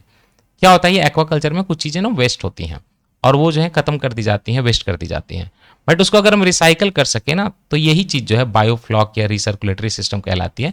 तो मैं ये बस बताना चाह रहा हूँ कि गवर्नमेंट जो है उसके लिए भी कोशिश कर रही है। मैं थोड़ा सा पहले दिखा दूं प्रधानमंत्री मत्स्य संपदा योजना के बारे में, फिर बायोफ्लॉक टेक्नोलॉजी पढ़ा दूंगा। प्रधानमंत्री मत्स्य संपदा योजना गवर्नमेंट ऑफ इंडिया का स्कीम है ब्लू रिवॉल्यूशन के लिए। सी पे, समुद्र पे डिपेंड करके इकॉनमी जो बढ़ाते हैं उसको ब्लू रिवॉल्यूशन बोलते हैं। तो इसमें काफी मछली पालन वगैरह होता है। सस्टेनेबल एंड रिस्पॉन्सिबल डेवलपमेंट भी करना है फिशरी सेक्टर का। 10 सितंबर तो मत याद रखिए, बट 2020 में जो है प्रधानमंत्री मत्स्य संपदा योजना अपनी मोदी गवर्नमेंट लेकर आई थी, और ministry of fisheries, animal and husbandry and dairying के अंदर चलता है। ओवरऑल क्या होगा ऑब्जेक्टिव? प्रोडक्शन बढ़ा दीजिए। कितने हैं प्रोडक्शन बढ़ाना है ये मत याद रखिए, चिंता मत करिए। प्रोडक्टिविटी भी बढ़ा दीजिए। इकोनॉमिक सिक्योरिटी रहे किसकी? फिशरमैन की, फिश फार्मर की। वेस्ट भी कम हो, कट डाउन करें। आज जो है आपके पोस्ट हार्वेस्ट लॉसेज जो है इनसे 20 से 25 होता है, आज उसको कम करना है 10% पे। जॉब क्रिएशन भी हो, 15 लाख जो है गेनफुल एम्प्लॉयमेंट अपॉर्चुनिटीज क्रिएट हो। फंडिंग का पैटर्न भी है, स्कीम में जो है टोटल इन्वेस्टमेंट 20,000 करोड़ का है। जनरल कैटेगरी का अलग फंडिंग होता है, SC/ST वीमेन का अलग फंडिंग होता है। सो बेसिकली बस इतना याद रखना है कि 2020 में जो है प्रधानमंत्री मत्स्य संपदा योजना आई। बाकी बहुत कभी कभी इजी क्वेश्चन भी आते हैं, यूपीएससी पूछता है कि ब्लू इकोनॉमी क्या होती है। अब ऐसे क्वेश्चन आएंगे तो उसके पढ़ने के लिए जरूरत भी नहीं होती है कुछ, बस क्वेश्चन सॉल्व कर लेना होता है। मैं आपको बायोफ्लॉक टेक्नोलॉजी पढ़ा देता हूँ। बायोफ्लॉक टेक्नोलॉजी BFT बोला जाता है। इको फ्रेंडली एक्वाकल्चर मेथड है that turns fish waste into high protein feed. Fish का वेस्ट से ही उसी का फीड बना देते हैं। सोचिए, उसी का वेस्ट उसी को खिला देते हैं with in A zero water exchange environment. Water का एक्सचेंज नहीं कराते। अब इसमें कार्बन एंड नाइट्रोजन का ओवरऑल बैलेंस किया जाता है, बस इतना ध्यान रखिए। इसमें क्या है कि carbon and nitrogen levels in the water farmers stimulate the growth of beneficial heterotrophic bacteria. Bacteria का इसमें रोल है, और ऐसा बैक्टीरिया फोटोट्रॉपिक नहीं, ब्लू ग्रीन एल्गी नहीं, हेटेरोट्रॉपिक। ये बैक्टीरिया क्या करते हैं, जो टॉक्सिक नाइट्रोजनस वेस्ट जो निकाला है ना मछली ने, पता है ना आपको, मछली में अमोनिया रिलीज होता है। जो एक्वाटिक ऑर्गेनिज्म है वो अमोनिया रिलीज करते हैं। जो रेप्टाइल्स हैं, जो बर्ड वगैरह हैं, वो यूरिक एसिड रिलीज करते हैं। अब मैमल्स वगैरह जनरली यूरिया रिलीज करते हैं, हर कोई नाइट्रोजन को रिलीज करता है, हम लोग जो है यूरिया रिलीज करते हैं। तो ये मछलियां जो है पानी में जो रहती हैं घुलनशील, वो अमोनिया रिलीज करती हैं। तो आप ना बैक्टीरिया डाल दीजिए उनके कल्चर में, तो वो क्या करेगा, मछली ने जो अमोनिया एक्सक्रीट किया था, आप याद करिए, नाइट्रोजन फिक्सेशन एंड ऑल, तो बैक्टीरिया ना उसको क्लम्प कर लेते हैं इनटू न्यूट्रिशियस माइक्रोबियल एग्रीगेट। यही जो क्लम्पिंग होती है ना, उसको फ्लॉक बोलते हैं। And that the fish and shrimp can directly eat. तो एक स्टेज हो गया, बैक्टीरिया ने उसको जो नाइट्रोजनस वेस्ट को जो है फिर से फ्लॉक में कन्वर्ट कर दिया, और वो फिश खा सकती है। तो कहीं ना कहीं फीड का बिल कम हो जाएगा कि नहीं हो जाएगा? घर में आपने एक्वेरियम बनाया और उसमें आपने ये बैक्टीरिया डाल दिया, आपको बार बार जो है फीड नहीं करना पड़ रहा है, वाटर कंजर्वेशन भी हो रहा है, तो ये बड़ा अच्छा है। तो कोर मैकेनिज्म CN रेशियो का है, कार्बन टू नाइट्रोजन रेशियो को ही लास्ट में बैलेंस किया जाता है। रफली 15:1 से लेके 20:1 के बीच में ये होना चाहिए। ये सारा काम बैक्टीरिया कर देगा, काफी अच्छा होता है ये। मेजर बेनिफिट बायोफ्लॉक का क्या है कि फीड का कॉस्ट घट गया, इसका नाइट्रोजन यही यूटिलाइज कर दे रहा है। देन आपको बार बार सप्लाई नहीं करना पड़ेगा। Then biosecurity and disease management में है, प्रोबायोटिक माइक्रो ऑर्गेनिज्म है ये सारे, मोस्टली बढ़िया उनके लिए। लैंड एंड वाटर एफिशिएंसी बढ़ जाती है। इट रन से zero to minimal water exchange system, कोई वाटर अलग से नहीं डालना पड़ता। मैं हल्का सा एक इमेज दिखा देता हूं, आप क्या करिए, ये देखिए आपकी ये मछलियां हैं, है ना, मछलियां हैं। अब देखिए रिसाइकल होके जो है इनको क्या मिल गया, माइक्रोबियल प्रोटीन मिल गया। ये माइक्रोब है ना, ये क्या कर रहा है, माइक्रोब जो है कन्वर्ट कर दे रहा है। इसके लिए कुछ एडेड कार्बोहाइड्रेट वगैरह भी डालते हैं। बाकी फीड में कार्बन नाइट्रोजन होता है, नॉन यूटिलाइज कार्बन नाइट्रोजन सारा जो है ये देखिए कन्वर्ट होकर लास्ट में यूटिलाइजेबल हो गया। लास्ट में तो CO2 निकलेगा ही, हर कोई जो है ऑक्सीजन लेता है, CO2 निकालता है, कौन सी बड़ी बात है। नॉर्थ ईस्ट का इन्वेस्टर समिट हो गया 2025 का, ये कौन कराएगा, पहले भी पढ़ा दिया। Development of north eastern region, ministry of development of north eastern region कौन है, सिंधिया के अंदर है, पढ़ा है ना, सिंधिया के अंदर है। Objective and major focus areas क्या है, rising north east investor summit, ये जो है यहाँ पे आइए। तो रिन्यूएबल एनर्जी के प्रोजेक्ट पे काफी फोकस है, तो मुझे पढ़ाना पड़ेगा। रिन्यूएबल एनर्जी की जो इनिशिएटिव यहाँ पे फोकस में रखे जा रहे हैं वो है, एक तो PM सूर्य घर मुफ्त बिजली योजना, ये तो पढ़ा दिया ऑलरेडी। देन एक PM कुसुम होता है, ऐसे तो मैंने पढ़ाया है PM कुसुम, बस आपको याद करा दूं, याद है। भारत जो है हार मान गया, पंजाब हरियाणा और कई किसान ऐसे हैं जहां पे क्या हुआ है कि हमारा मतलब कैनाल वगैरह नहीं पहुंचा है, वाटर का सप्लाई नहीं पहुंचा है, तो लोग लास्ट में निकालते ग्राउंड वाटर ही हैं। तो एक बात ये है कि ग्राउंड वाटर जब वो निकालते हैं ना, तो इलेक्ट्रिसिटी का कंजम्पशन बहुत करते हैं, और कई स्टेट तो उसके लिए सब्सिडी देती है। तो बाकी लोगों की इलेक्ट्रिसिटी ओवरऑल महंगी हो जाएगी ना कहीं आप सब्सिडी दे रहे हो, तो बाकी जो है उपभोक्ता का जो है चार्ज बढ़ाओगे। तो इसके कारण एक गाँव में मान लीजिए कि इलेक्ट्रिसिटी का कनेक्शन जा रहा है, तो खेतों में बहुत चला जाता है कंजम्पशन, घरों में कम जाता है, लोड डिस्ट्रीब्यूशन में भी प्रॉब्लम आती है, ग्रिड पे प्रेशर आता है, और लास्ट में पानी तो ग्राउंड वाटर से निकालेंगे ही। तो सबसे अच्छा एक सॉल्यूशन यह है कि वहीं पे सोलर पैनल लगा दीजिए, अपना एनर्जी पैदा किया और वहीं से जो है ग्राउंड वाटर निकाल लिया। बट वाटर का होगा इसमें दोहन। ये होता है पीएम कुसुम। इसके अलावा सोलर पार्क प्रोजेक्ट है, ऑफ ग्रिड इलेक्ट्रिफिकेशन है पीएम जनमन के अंदर। ये पीएम जनमन जो है 2023 में ऑफ ग्रिड इलेक्ट्रिफिकेशन, ग्रिड के बिना जो है इलेक्ट्रिसिटी पहुंच जाए लोगों तक। एक धरती आबा जनजातीय ग्राम उत्कर्ष अभियान भी हमारे कंट्री में चल रहा है, और ये आपके लिए इंपॉर्टेंट हो सकता है एग्जाम में। धरती आबा जनजातीय ट्राइब, धरती आबा, ऐसे वर्ड आपने सुने हैं? धरती आबा सुने आपने? वर्ड की बात नहीं कर रहा हूं, लीडर की बात कर रहा हूं मैं, थोड़ी देर में पढ़ा रहा हूं। धरती आबा जनजातीय ग्राम उत्कर्ष अभियान, ये जो है डाजगुआ इसको शॉर्ट में बोलते हैं। देन उसके अंदर houses, then biogas plant installation north east में, बहुत सारी चीजें हैं। तो 2 इमेजेस हैं आपके लिए काफी इंपॉर्टेंट। धरती आबा भी पढ़ लेंगे आप, चिंता नहीं करिए। और हम जो है ये आपका ये रहा, यहाँ ये जो है आपका धरती आबा जनजातीय ग्राम उत्कर्ष अभियान डाजगुआ, और धरती आबा जन भागीदारी अभियान, दोनों जो है भारत सरकार के कल्याणकारी योजनाएं हैं। 5 करोड़ से अधिक आदिवासी नागरिकों को विकास के लिए चलाई जा रही है। तो दोनों हैं, धरती आबा जनजातीय ग्राम उत्कर्ष अभियान और धरती आबा जन भागीदारी अभियान, दोनों चल रहे हैं। इनमें जो है लक्ष्य क्या है कि दूर दराज के जो आदिवासी मेजोरिटी एरियाज है ना, खास करके जहां पे सिकल सेल रोग वगैरह है, तो उनकी जांच करना, शिक्षा देना, लाइवलीहुड के अवसर देना, पक्के घर बनाना, इस तरह की चीजें करनी है। यह पहले 17 मिनिस्ट्री के अंदर के चल रहा था, 549 जिलों में चल रहा था। धरती आबा किसके नाम पे? झारखंड के स्वतंत्रता सेनानी जननायक समाज सुधारी बिरसा मुंडा जी के लिए है, उलगुलान का जिन्होंने नारा दिया था। धरती आबा मतलब धरती का पिता है, इसका अर्थ है धरती का पिता है, धरती आबा, धरती ही मालिक है लास्ट में, है ना। जनजातीय गौरव और उत्थान के समर्पित इस अभियान के बारे में अधिक जानकारी के लिए जनजातीय के मंत्रालयों को देखें। आइए, सो ये तो हो गया। Now about this is PM जनमन, जो आपने सुना लेकिन आपको समझ में नहीं आया कि ये जनमन क्या है। धरती आबा तो हो गया, है ना, जन भागीदारी धरती आबा भी हो गया। प्रधानमंत्री जनमन, प्रधानमंत्री जनजातीय आदिवासी न्याय महाअभियान, समझ गए। नॉर्थ ईस्ट में बहुत आदिवासी हैं, तो इसीलिए सारे प्रोजेक्ट इसी तरह के साउंड कर रहे हैं। पीएम जनमन मतलब प्रधानमंत्री जनजातीय आदिवासी न्याय महाअभियान, मेजर गवर्नमेंट इनिशिएटिव है सोशियो इकोनॉमिक डेवलपमेंट के लिए। 75 पार्टिकुलरली वल्नरेबल ट्राइबल, भारत में 75 पीवीटीजी हैं, particularly vulnerable tribal group. Tribal vulnerable हैं लेकिन पार्टिकुलरली को पीवीटीजी बोलते हैं। आज ये भारत के 18 स्टेट्स में है एंड 1 यूनियन टेरिटरी में है। ये क्वेश्चन भी यूपीएससी ने डायरेक्टली पूछा था कितने स्टेट में है। 11 क्रिटिकल इंटरवेंशन इसके अंदर किए जाते हैं 9 मिनिस्ट्रीज के अंदर।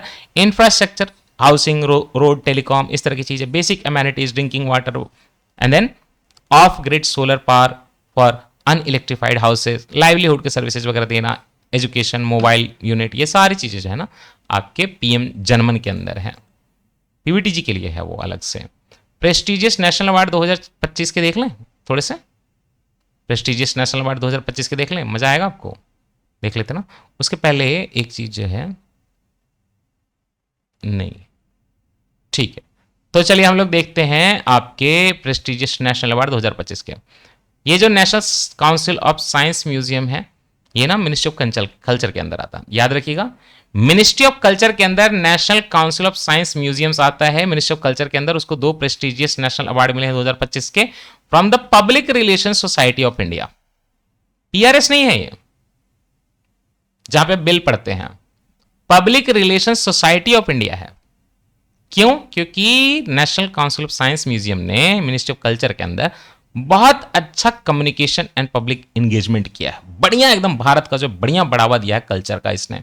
तो ये क्या है एक्चुअली में, क्या है public relation society of India? The all India public relations conference करवाता है ये annual event public relation society of India. इसमें जो है communication professional, corporate leader, policy maker, educator, leader सारे आते हैं, और कम्युनिकेशन का ट्रेंड, प्रोफेशनल एथिक्स और पब्लिक रिलेशन नेशन बिल्डिंग में कैसे हेल्प कर रहा है उस पर बात करते हैं। तो मिनिस्ट्री ऑफ कल्चर का ना ये national council of science museum ने बहुत अच्छा काम किया है, तो उसको जो है पब्लिक रिलेशन सोसाइटी का जो कॉन्फ्रेंस में अवार्ड मिला है। क्या मिला अवार्ड? 2 PSIR नेशनल अवार्ड 2025 किसको दिए गए? एक है हर घर म्यूजियम, पता है आपको इन्होंने क्या बोला? ये जो है ना national council of science museum, ये कहती है कि अपने घर में म्यूजियम बनाइए, जो भी आप कर रहे हैं सबका म्यूजियम बना दीजिए। हर घर म्यूजियम इनिशिएटिव जो है सोशल मीडिया का बहुत अच्छा इन्होंने उपयोग किया कॉर्पोरेट कैंपेन कैटेगरी में, और दूसरा मिला वेस्ट टू आर्ट में, घर का कचड़े से जो है आप आर्ट करिए, दोनों के लिए अवार्ड मिल गया। हर घर म्यूजियम कैंपेन में एक नेशनल वाइड कैंपेन है जहां पे लोगों को बुलाया जाता है कि वो ना अपने खुद के फोटो, वीडियो, स्टोरी जो भी पर्सनल कलेक्शन की है, व्लॉगिंग की, उसका एक डिजिटल आर्काइव एवरीडे क्रिएट करें एज ए हेरिटेज और एनहांस करें पब्लिक पार्टिसिपेशन का। तो आप क्यों नहीं बनाते? मैं तो डेली डालता हूं व्हाट्सएप पे, आप देखते नहीं है। Waste to art publication, it showcases the conversion of 1250 kilo of waste into installation at NCSM. ये नेशनल साइंस म्यूजियम के अंदर जो है वहां पे इंस्टॉलेशन कर दी गई है waste to art. Circular economy नहीं है, जो चीज आप यूज करते हैं। बायोफ्लॉक भी सर्कुलर है, जो अब कचरा निकला था वही फीड बन गया। पब्लिक पार्टिसिपेशन हो रहा है, सस्टेनेबल क्रिएटिविटी होता है, दोनों के लिए अवार्ड दे देगा। अवार्ड अवार्ड सेरेमनी पता है कहाँ हुई थी? उत्तराखंड जो है ना, वो आपका कैपिटल देहरादून में हुई थी। मैं गया था, मैंने अटेंड किया था। वेस्ट टू एनर्जी वाला एक्चुअली वेस्ट वाला जो है मुझे ही दिया है, वेस्ट टू आर्ट वाला, एनर्जी नहीं। अवार्ड सेरेमनी जो है यहाँ पे प्रेजेंट की गई थी 47th all India public relation conference में, जो कि public relation society of India कराता है। 13 से 15 दिसंबर की बात है 2025 की। OTT over the top sector India का सॉफ्ट पावर बन चुका है भैया। और इसमें नया क्या है? हॉलीवुड की सारी मूवीज जो हैं वो अमेरिका की सॉफ्ट पावर है। आपने देखा है हॉलीवुड की सारी मूवी में अमेरिका को जन्नत की तरह, जहां पे हर कोई प्रोग्रेस कर सकता है, दुनिया का सबसे अच्छा कंट्री है, इस तरह से दिखाया गया है हमेशा। क्यों? ताकि भारत के या बाहर के लोग जितने भी टैलेंटेड हैं, पैसे वाले, अमेरिका में आए और कंट्रीब्यूट करें। अमेरिका ऐसे ही बना है, अच्छी बात है। तो OTT सेक्टर भारत का जो है ना सॉफ्ट पावर इमर्ज कर रहा है। मिनिस्टर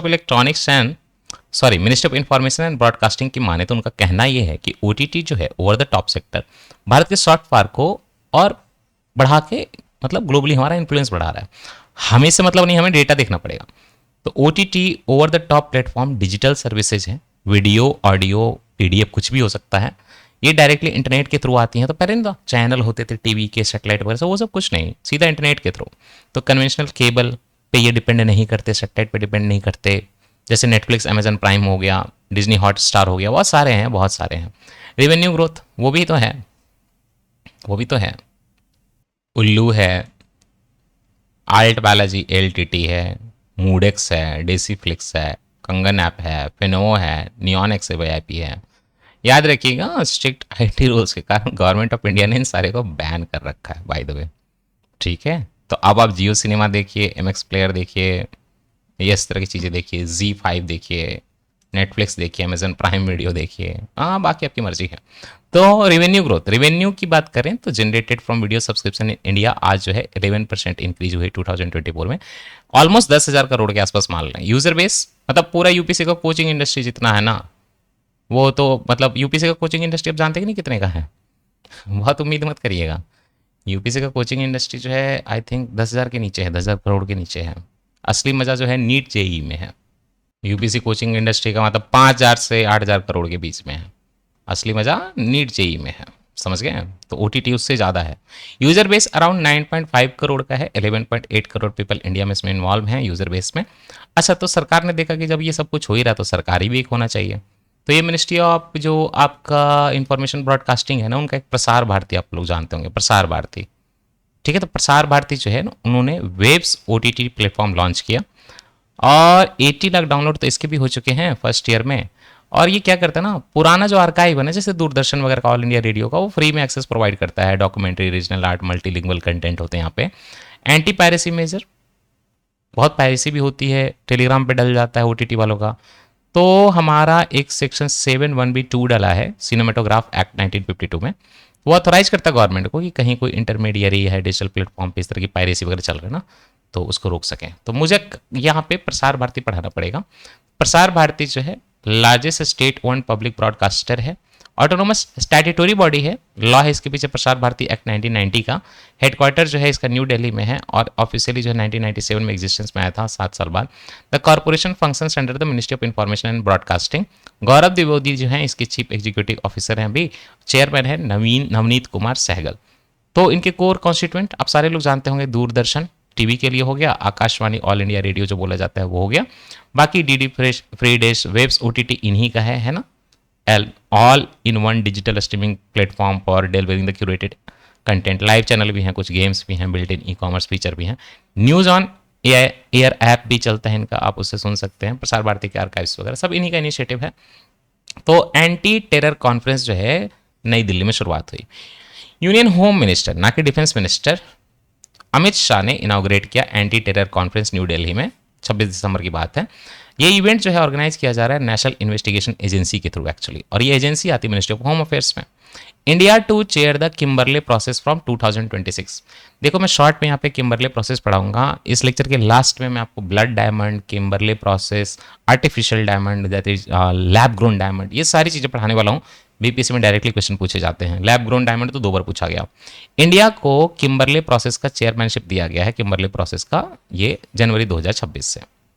किम्बरले प्रोसेस है फिर क्या? It is a global multilateral initiative establish to prevent the trade of conflict diamond. क्या होता? जैसे देखो डायमंड तो आ रहे हैं ठीक है, बट कई डायमंड ना कन्फ्लिक्ट एरिया से, खून से रंगे हुए डायमंड है, खून से रंगे हुए डायमंड है। साउथ अफ्रीका में एक डायमंड माइनिंग सिटी है किम्बरले, उसमें कई बार मतलब लोग अपराध करके डायमंड माइनिंग करते हैं, आप समझ रहे हो ना, इलीगल टाइप का, ट्रेड कन्फ्लिक्ट से लड़ लड़ के। तो पूरी दुनिया ने अंडरस्टैंडिंग बनाई कि ऐसे एरिया से जो डायमंड आएगा उसकी बिक्री नहीं होनी चाहिए, क्योंकि कहीं ना कहीं वायलेंस के पीछे डायमंड है। तो ये किम्बरले प्रोसेस है, और यहां से जो डायमंड बनते हैं इन्हीं को कन्फ्लिक्ट डायमंड बोलते हैं। Rough diamond that are exploited by rebel groups to finance armed conflict. अच्छी चीज है डायमंड, लेकिन अगर उसके पैसे जो है टेररिज्म में यूज हो तो ये तो अच्छी चीज नहीं है ना। ट्राईपार्टाइट स्ट्रक्चर है इसका। किम्बरले प्रोसेस जो है कोलैबोरेशन है, वहां पे गवर्नमेंट भी है, इंटरनेशनल डायमंड इंडस्ट्री भी है, सिविल सोसाइटी के ऑर्गेनाइजेशन भी है। हेडक्वार्टर किम्बरले प्रोसेस का कोई फॉर्मल हेडक्वार्टर नहीं है, रोटेटिंग चेयरमैनशिप चलती है जो कि अभी भारत को मिली। तो हेडक्वार्टर में नो, सर्टिफिकेशन स्कीम होता है। किम्बरले प्रोसेस सर्टिफिकेशन स्कीम चलता है केपीसीएस, ये 2003 से ही चल रहा है, और यूनाइटेड नेशन सिक्योरिटी काउंसिल ने मैंडेट किया है कि अगर आप डायमंड बेच रहे हैं तो कहीं ना कहीं सर्टिफिकेशन लेकर आइए कि आप कन्फ्लिक्ट डायमंड तो नहीं बेच रहे हैं। किम्बरले प्रोसेस आज 60 कंट्री को कवर करता है, यूरोपियन यूनियन को भी कवर करता है, इंडिया तो है ही। इंडिया इसका लीडरशिप पोजीशन 2026 से लेगा, और इसके पहले भी इंडिया जो है लीडरशिप ले चुका है 2008 में, 19 में, तो थर्ड टाइम है। मैं आगे आपको पढ़ाऊंगा, चिंता मत करिए बहुत डिटेल में। वीर बाल दिवस, minister of women and child development announce किया वीर बाल दिवस। ये जो है पूरे कंट्री में 26 दिसंबर को मनाया जाएगा। क्यों? क्योंकि जो हमारे कंट्री के जो करेज एंड मतलब यंग हीरोज हैं उनको सेलिब्रेट करने के लिए। Veer Baal Diwas, the day pays tribute to the sacrifice of the Sahibzadas. Actually Guru Gobind Singh ji के जो बेटे थे ना, उनकी जो है मृत्यु हो गई थी। क्यों? क्योंकि 1705 में जो है उन्होंने रिलीजियस कन्वर्जन मना कर दिया था, तो वो वीर बाल हो गया ना, तो वीर बाल दिवस। प्रधानमंत्री राष्ट्रीय बाल पुरस्कार की भी संयोजना की गई है। प्रेसिडेंट द्रौपदी मुर्मू जो है इसके लिए अवार्ड देंगे ऐसे बच्चों को जिन्होंने एक्सेप्शनल अचीवमेंट किया किसी फील्ड में, ब्रेवरी, आर्ट में, साइंस में, सोशल साइंस में, एनवायरनमेंट में, स्पोर्ट्स में, किसी में भी। तो 20 बच्चों को 18 स्टेट एंड यूनियन टेरिटरी से इस तरह का अवार्ड जो है पहले साल दिया गया, और विज्ञान भवन न्यू दिल्ली में कराएगा, है ना। न्यू बीआईएस स्टैंडर्ड बन चुके हैं अगरबत्ती के लिए, इंसेंस स्टिक के लिए। ब्यूरो ऑफ इंडियन स्टैंडर्ड है ना, तो आप बोल रहे हैं अगरबत्ती का भी स्टैंडर्ड होगा, क्योंकि कई बार कई केमिकल खतरनाक हो सकते हैं। अगरबत्ती में आप मच्छर भगाने का डाल दे मान लीजिए, तो उससे तो गलत है ना वो।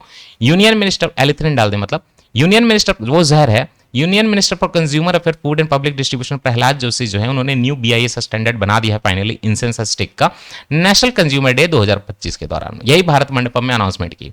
यह स्टैंडर्ड का टाइटल अगर आगे बीपीसी में तो याद रखिएगा, IS 19412 2025 इस पर इंसेंस स्टिक अगरबत्ती। ये न्यू स्टैंडर्ड जो है ब्यूरो ऑफ इंडियन स्टैंडर्ड ने निकाला। बीआईएस क्या है?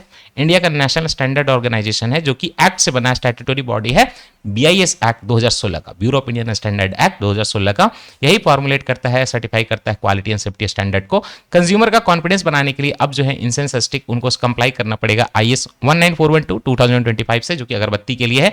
बीआईएस का स्टैंडर्ड मार्किंग होगा तो कंज्यूमर को पता चलेगा कि ये टेस्टेड है, सेफ है और क्वालिटी एश्योर्ड है।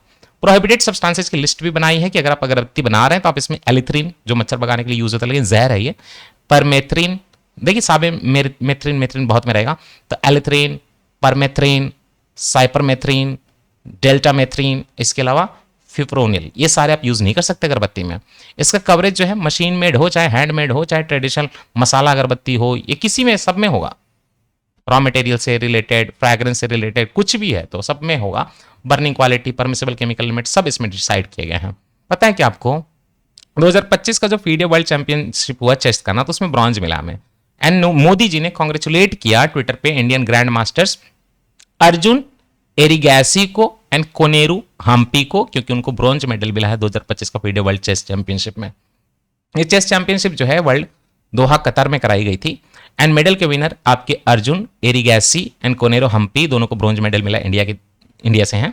अर्जुन की बात करें अगर मेन सेक्शन में, Arjun Erigaisi secured bronze medal, और वीमेन के सेक्शन में Koneru Humpy got bronze medal, right. 2025 का FIDE world rapid chess championship की बात करें तो इसमें चैंपियनशिप में वर्ल्ड रैपिड वाले में 13 राउंड के स्विस सिस्टम फॉर्मेट में खेला गया, टाइम कंट्रोल के साथ। तो प्लेयर के स्किल जो है बहुत स्पीड के साथ होनी चाहिए। वहां पे गोल्ड मिला मेन के सेक्शन में मैग्नस कार्लसन को, जो कि नॉर्वे से हैं, और गोल्ड मिला वीमेन के सेक्शन में जू वेंजून को, जो कि चाइना से हैं। K4 medium range ballistic missile test हो गया दोस्तों, इंडिया ने सक्सेसफुली टेस्ट कर लिया है। 3500 किलोमीटर की रेंज है K4 medium range ballistic missile की। दो तरह की मिसाइल होती है, एक होता है बैलिस्टिक मिसाइल, वो बैलिस्टिक ट्रेजेक्ट्री इस तरह का फॉलो करता है, तो ये ना पूरा अंतरिक्ष में चला जाता है, फिर बहुत हाई स्पीड में गिरता है। बट आप इसको एक बार सेट कर दें तो फिर जो है मतलब टारगेट के हिसाब से ये जाएगा।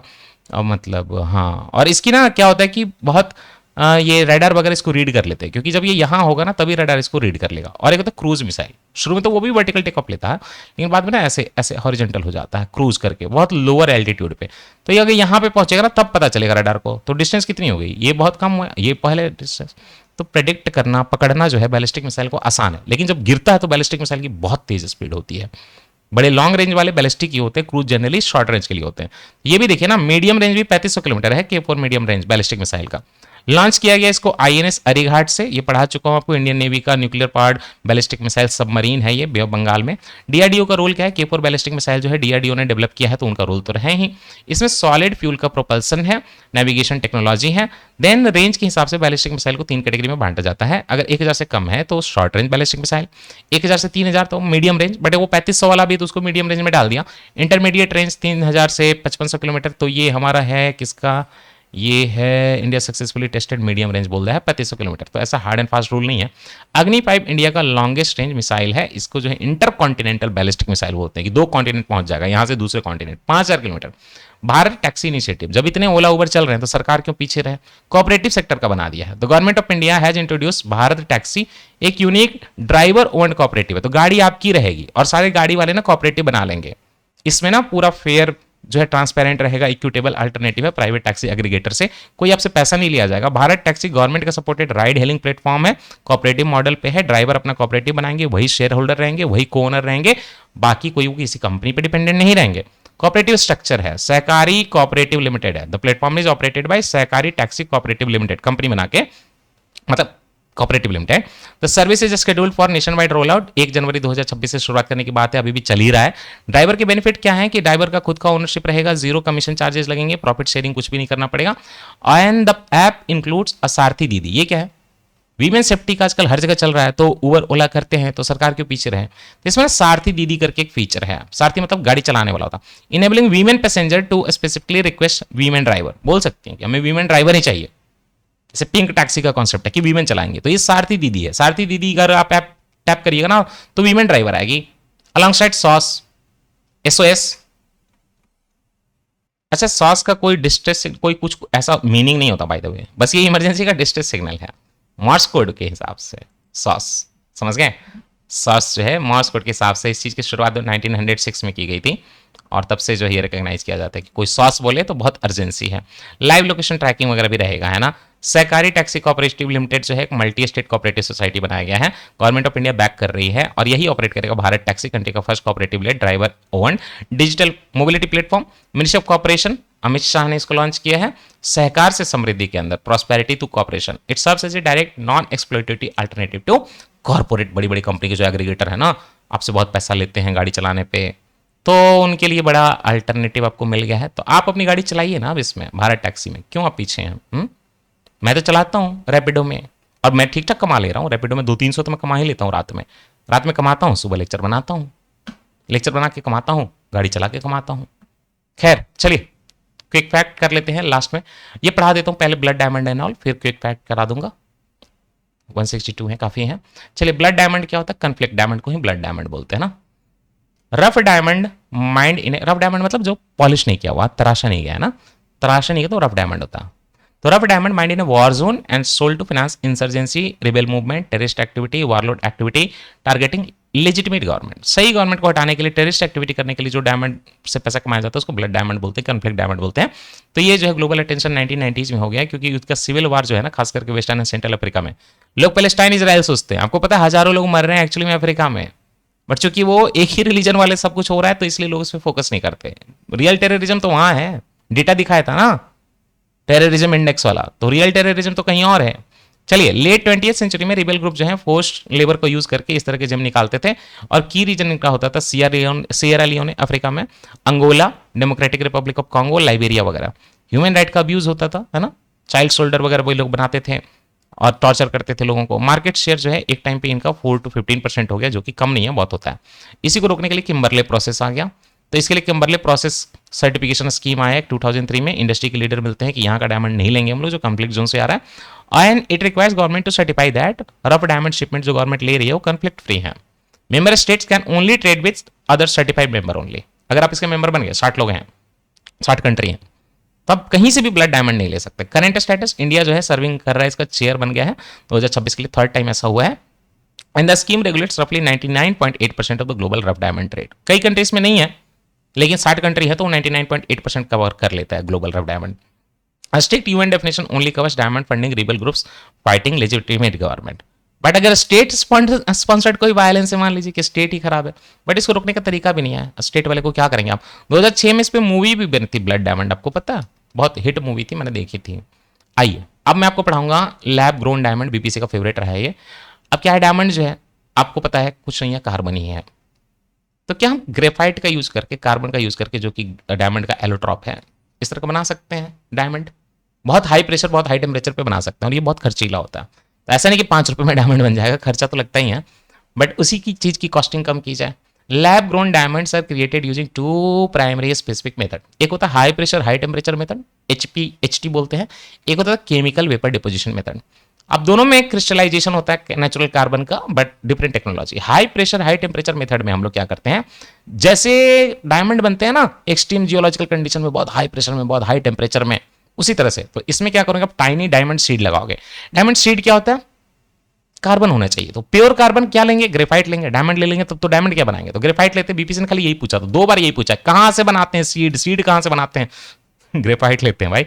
साथ में एक मेटेलिक कैटलिस्ट सॉल्वेंट होता है, जैसे कि आयरन, निकल या कोबाल्ट, और उसके बाद जो है 1500 डिग्री सेल्सियस 1.5 मिलियन पाउंड पर स्क्वायर इंच का पीएसआई का प्रेशर का ये है ना, पाउंड पर square inch.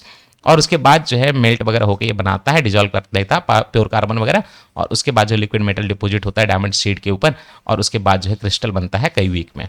Chemical vapour deposition में क्या करते हैं, ये मेथड जो है नया है, सेमीकंडक्टर इंडस्ट्री जो है इसको अडॉप्ट कर रही है, और डायमंड को ये हाइड्रोकार्बन गैस के मिक्सचर से बना रही है। तो बीपीएससी ने पूछा था वो कहीं ना कहीं हाई प्रेशर हाई टेम्परेचर वाला पूछा था, लेकिन गैस से भी बनाते हैं। A thin diamond seed, again graphite इसमें भी लगेगा, हाँ ग्रेफाइट इसमें भी लगेगा। ये जो है वैक्यूम सीलिंग चैम्बर में डालते हैं, और इस चैम्बर में जो है कार्बन रिच गैस मिक्सचर डालते हैं, मीथेन एंड हाइड्रोजन का। 800 से 1000 डिग्री सेल्सियस पे गर्म करिए, हाई पावर माइक्रोवेव दीजिए, लेजर से इग्नाइट करिए गैस इनटू प्लाज्मा स्टेट, और उसके बाद जब मॉलिक्यूलर बॉन्ड गैस का टूट जाएगा, प्योर कार्बन एटम रिलीज होंगे। ये कार्बन एटम जो है ब्रश के नीचे जो है डायमंड शीट पे गिर के वो जो है डायमंड बनाते हैं लेयर बाय लेयर। तो ये दोनों मेथड है ना, इसमें extreme mechanical chemical pressure, sorry mechanical pressure and heat, and CVD method में गैस प्लाज्मा का ब्रेकडाउन। इसमें जो है growth environment high pressure high temperature, CVD method में low temperature high, but temperature high यहाँ भी होता है। ग्रोथ का पैटर्न क्यूबिको हेड्रॉन होता है, ग्रोन इन 14 डायरेक्शंस, ये क्यूबिक होता है, grown in 1 direction upward. Typical clarity often contains microscopic metal inclusion, क्योंकि मेटल यूज किया है इसमें। ये इसमें अल्ट्रा प्योर टाइप इलास्टोन्स जो है इस तरह के होते हैं। फ्यू वीक्स दोनों में बन जाता है। आइए, so I'm done with the conceptual portion. Now come to your favorite topic, one liners. Start करें, चलिए दिसंबर की बात है, आईआईटी खड़गपुर ने लॉन्च किया इम्पैक्ट राइज। ये इम्पैक्ट राइज किसके लिए है, सोशल चेंज के लिए है। Deepti Sharma became the most expensive player in the Women's Premier League, ये बस इतना जान लीजिए। इंडिया लॉन्च ऑपरेशन सागर बंधु फॉर साइक्लोन रिलीफ श्रीलंका के लिए। नाइजीरिया का Tinubu declared nationwide security emergency in the wake of, बहुत ज़्यादा किडनैपिंग हो रहे थे। हाँ, ये फेमस न्यूज़ है। नाइजीरिया के टिनुबू ने बोला, वहाँ के रूलर ने, कि यहाँ पे हमारे कंट्री में इमरजेंसी है, सिक्योरिटी इमरजेंसी है, क्योंकि बहुत ज़्यादा किडनैपिंग हो रहे हैं। बीएसएफ ने सेलिब्रेट किया 61st अपना एनिवर्सरी दिसंबर 1, 2025 को। इजराइल के प्राइम मिनिस्टर बेंजामिन नेतन्याहू जो है वो पार्डन लेते हैं प्रेसिडेंट से। प्रेसिडेंट उनके इसहाक हरगौज है, ये पहले भी पढ़ाया था, इसहाक हरजौग प्रेसिडेंट है, क्योंकि उन पर कुछ करप्शन का ट्रायल था, तो बोलते हैं मुझे पार्डन कर दो, लड़ाई लड़नी है। पाकिस्तान ने डिफीट कर दिया श्रीलंका को, T20 ट्राई सीरीज जीता अपना 2025 में। त्रिशा जोशी और गायत्री गोपीचंद जो है वो Syed Modi international women's doubles title जीत चुके हैं, है ना। ये दोनों बैडमिंटन खेलते हैं by the way, women's double title. India first bio processing plant one bio, ये तेलंगाना में लॉन्च हुआ है दिसंबर में। 26th hornbill festival, hornbill festival हमेशा नागालैंड में ही होता है, okay. Bengaluru secured the top position in World Bank's Best Cities Index 2026. Amravati will be developed as India's first integrated financial city. Armand Duplantis ये जो है best male athlete of the year बने 2025 के world athletic award में. Then 15th international sand art festival कहाँ पे हुआ? देखिए इनमें तो पर्सन का ही नाम जानते तो आप हमेशा गेस कर लेंगे. पूरी उड़ीसा में हुआ. Max Verstappen won the Qatar Grand Prix. BJP leader Prem Kumar was elected as the speaker of the 18th Bihar Legislative Assembly. हाँ, दिसंबर 4 2025 की बात है. अभी भी यही हैं डॉक्टर प्रेम कुमार. ये पहले कोऑपरेटिव के ये मिनिस्टर थे. Women's participation among 8.34 crore people registered under the Atal pension Yojana 48% है. इंदिरा गांधी इंटरनेशनल एयरपोर्ट काफी फेमस दिल्ली का became the India's first water positive airport. The joint military exercise Ekuverin 2025 India और मालदीव्स के बीच में हुआ. ये तिरुवनंतपुरम में हुआ था. Tessy Thomas aerospace engineer. Bye the वे टेसी थॉमस मेरे कॉलेज में मेरे कॉलेज में मतलब हमारा जो कॉलेज का प्रेसिडेंट नहीं होता स्टूडेंट वाला, तो जो है मेरा बैचमेट ही था, तो उनका बेटा था. बहुत अच्छा था, वो भी बहुत अच्छा लड़का था. टेसी थॉमस उन्हीं की मदर है. टेसी थॉमस एरोस्पेस इंजीनियर जो हैं, इनको डॉक्टर पॉलोस मार ग्रेगोरियस अवार्ड मिला 2025 में. ये ना इंडिया में मान लीजिए कि जैसे अब्दुल कलाम की जो इज्जत है ना, वो चीज जो है इनकी महिलाओं में है, ऐसे समझ लीजिए. बहुत बड़ी पर्सनैलिटी है ये. Sudan offered Russia the opportunity to establish his first naval base. The central government decided to rename the prime minister office. Seva Teerth बन गया है. Manali Makarand Kshirsagar became the first female vice chancellor of Nagpur university. बड़ा नाम गजब है यार. हाँ, बट यही नाम है, Manali Makarand Kshirsagar, vice chancellor of Nagpur university, first female. Karnataka launch the e Swathu 2.0 portal for digitalization of rural properties. Harmanpreet Kaur first female brand ambassador of Punjab national bank. Oxford dictionary ने रेज बेट को word of the year declare किया. ये बहुत आसान है. Raise बेट क्या है पता है आपको? मैं आपको ये बोलूं लेक्चर लेते लेते जो गधे होंगे कमेंट सेक्शन में कुछ नहीं लिखेंगे. नॉर्मल इंसान होगा, अगर थोड़ा भी दिमाग हो तो कमेंट सेक्शन में कम से कम 4 फैक्ट तो ऐड कर ही देगा. एकदम गधा होगा, दिमाग से पैदल होगा, that person is not going to add. दूसरा रेज बेट, ये पता नहीं बीपीएससी की एग्जाम लड़कियां क्यों दे रही हैं, रिजर्वेशन इनको क्यों मिल रहा है. घर में जो है चूल्हा चौका करती थी, शांति रहती थी. सिया गोयल जो है सबको बनना है, लड़कों को मारना है, इसीलिए पढ़ लिख रही हैं. हालांकि सिया गोयल पढ़ी लिखी नहीं थी लड़कियां, लेकिन ये सच्चाई है कि किचन में बिलोंग करती हैं. दिस इज ए ट्रेडिशन कि लड़कियां किचन से बिलोंग करती हैं. पता नहीं लड़कियों को पढ़ने का शौक कब से हो गया, क्यों हो गया, भगवान जाने. पति को मोगा बना के लड़कियां पढ़ रही हैं. पढ़ाई लड़कों के लिए है यार, घर उसको चलाना है. लड़कियों का एक रोल है जेंडर के हिसाब से, बाल बच्चा पालना है, सब कुछ करना है. रेज आया लेकिन कमेंट करा लिया, व्यू बढ़ेगी. रेज बेट बहुत आसान है, सब कर रहे हैं, गंदा वाला कर रहे हैं और लोग फंसते हैं, नीचे जाकर कमेंट करते हैं लोग. Taj Mahal topped India's heritage football ranking 2024-25 का है ना, football ranking sorry. Denmark top the women peace and security index 2025-26. India का रैंक कितना था? 131. अमर सुब्रमण्यम ये जो है एप्पल के एआई वाइस प्रेसिडेंट बन गए. योमारी पुन्ही फेस्टिवल जो है नेपाल में सेलिब्रेट होता है. योमारी पुन्ही जो एक मेजर फेस्टिवल है नेपाल में सेलिब्रेट होता है, नेवर कम्युनिटी सेलिब्रेट करती है. राइस हार्वेस्ट सीजन का जो है फुल मुंडे पे खत्म होता है, जिसको कि हम थिनला बोलते हैं. फुल मुंडे ऑफ थिनला महीना उनका. नुमालीगढ़ रिफाइनरी जो है असम का, उसको 27th नवरत्न कंपनी का स्टेटस दे दिया गया. The silver horse gifted by prime minister Modi to Russian president Vladimir Putin. ये जो है हैंड क्राफ्टिंग इसकी की गई थी, ये महाराष्ट्र से था. फ्लेवरफुल असम ब्लैक टी भी दिया गया था, साथ में कश्मीरी सैफरन भी दिया गया था. याद रखिएगा कि ये जो है सिल्वर हॉर्स था वो महाराष्ट्र का था हैंड क्राफ्टेड. बाकी Kashmiri saffron, Assam black tea तो आप गेस कर सकते हैं. Hand crafted silver horse and ornate tea set and Russian edition of Bhagwat Gita are among the gifts prime minister Narendra Modi gift to Russian president Vladimir Putin. काफी इंपॉर्टेंट है ये. Maharashtra became the leading state in the country in to use the solar energy in agriculture as sector. Regional AI impact conference 2025 का जो है शिलोंग मेघालय में हो गया. Then Luana Lopes Lara became the world's youngest self made female billionaire. The Garuda 2025 का exercise जो India और France के बीच में हुआ था. ओके. द हरिमाऊ शक्ति ज्वाइंट मिलिट्री एक्सरसाइज जो इंडिया मलेशिया के बीच में हुआ था, राजस्थान में होता है. गगनजीत भुल्लर जो हैं वो इंडो गोल्फ प्रीमियर लीग जीतने वाले title for the 3rd time. India and Russia set a target to reach bilateral trade 100 billion 2030 तक। The RELOS agreement is related to logistic support between India and Russia. हाँ, Russia and India के बीच में logistics का support करेंगे, रेलॉस है ये। 11th India international science festival जो है पंचकुला हरियाणा में हुआ। Simranpreet Kaur Brar won the gold medal in the women's 25 metre pistol event at ISSF World Cup final. Bihar police form the Abhaya bridge to ensure women's safety brigade, sorry Abhaya brigade. The Indian Army launch its first community radio station, radio Dirang, कहां पे? दिरांग अरुणाचल प्रदेश में है। Rajasthan became the state where the first interstate transfer of tigers took place.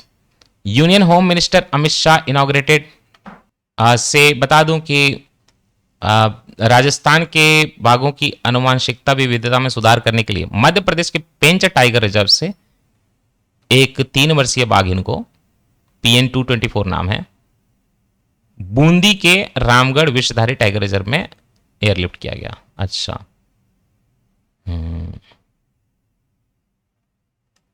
अंतरराज्यीय तो inter state है ना, inter state transfer, तो मध्य प्रदेश से राजस्थान में। Union home minister Amit Shah inaugurated the Banas dairy bio CNG plant in Gujarat. The 19th edition of the joint military exercise Surya Kiran जो है India Nepal के बीच में होता है पिथौरागढ़ उत्तराखंड में, पढ़ा चुका हूं। अलकनंदा गैलेक्सी जो इंडियन साइंटिस्ट ने डिस्कवर की है, ये 12 बिलियन ईयर ओल्ड है। Chennai will host the squash world cup for the third time. India won the latest squash world cup title in 2025 by defeating the top seeded Hong Kong and China. Hong Kong China 3.0, Hong Kong की team मतलब China ही बोलेंगे, final में चेन्नई में। Bihar launch the chief minister Bharat Darshan योजना for students of class 9 to 12, free में आपको घुमाएगी सरकार। Lando Norris won the formula 1 world championship. Maharashtra launch the project Mahadev to scout under 13 football talents. Russia became the 19th member of the international big cat alliance, जो मोदी जी ने शुरुआत की थी। India's UPI became the world's largest real-time payment system. Sarvagya Singh Kushwaha became the world's youngest FIDE-rated chess player. Rajasthan became the first state in India to completely digitalize its voter list. दिसंबर 11 को हुआ था 100%. Anant Ambani was awarded the Global Humanitarian Award for Animal Welfare. ये पढ़ा चुका हूँ. India's first 24/7 open court was opened in Kollam, Kerala. सब यही हो रहा है. Neel Mohan was named Time Magazine CEO of the year 2025. Abu Dhabi hosted global AI show 2025, ये भी आ चुका है ना क्वेश्चन रिसेंटली। हाँ, Australia became the first country to impose a complete ban on social media for the children under 16 years of age. France, Australia, Indonesia ये सारे कर चुके हैं। UNESCO included Diwali in the representative list of intangible cultural heritage of humanity in 2025। Representative list है, final नहीं है। The Indian 1 minute 1 second, इस थोड़ा सा सुधार करूंगा। दिवाली मतलब यूनेस्को के list of intangible cultural heritage में आ गई, उसी को रिप्रेजेंटेटिव लिस्ट बोलते हैं, तो आ गई है लिस्ट में। ये 20th UNESCO inter governmental committee का सेशन हुआ था न्यू दिल्ली में, रेड फोर्ट में, वहां डिसाइड हुआ, ये भी याद रखिएगा।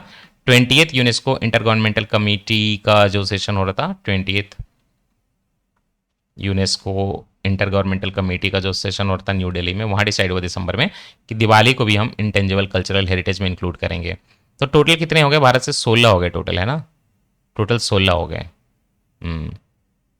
दिवाली के अलग अलग जो है आपके मीनिंग भी हैं, टोटल 16 की मैं बता देता हूं तो थोड़ा सा वो क्लियर हो जाएगा। 1 मिनट, मेरा काम है बता देता हूँ कि इस तरह के क्वेश्चन पूछे जाते हैं तो ये छोड़ नहीं सकते ना। देखिए आपके इंटेंजिबल कल्चरल हेरिटेज में यूनेस्को के, टेंजिबल वाला तो अलग होता ना आपका, कल्चरल नेचुरल, ये इंटेंजिबल है जिसको आप टच नहीं कर सकते। 1 2 3 4 5 6 7 8 9 10 11 1 minute 1 minute.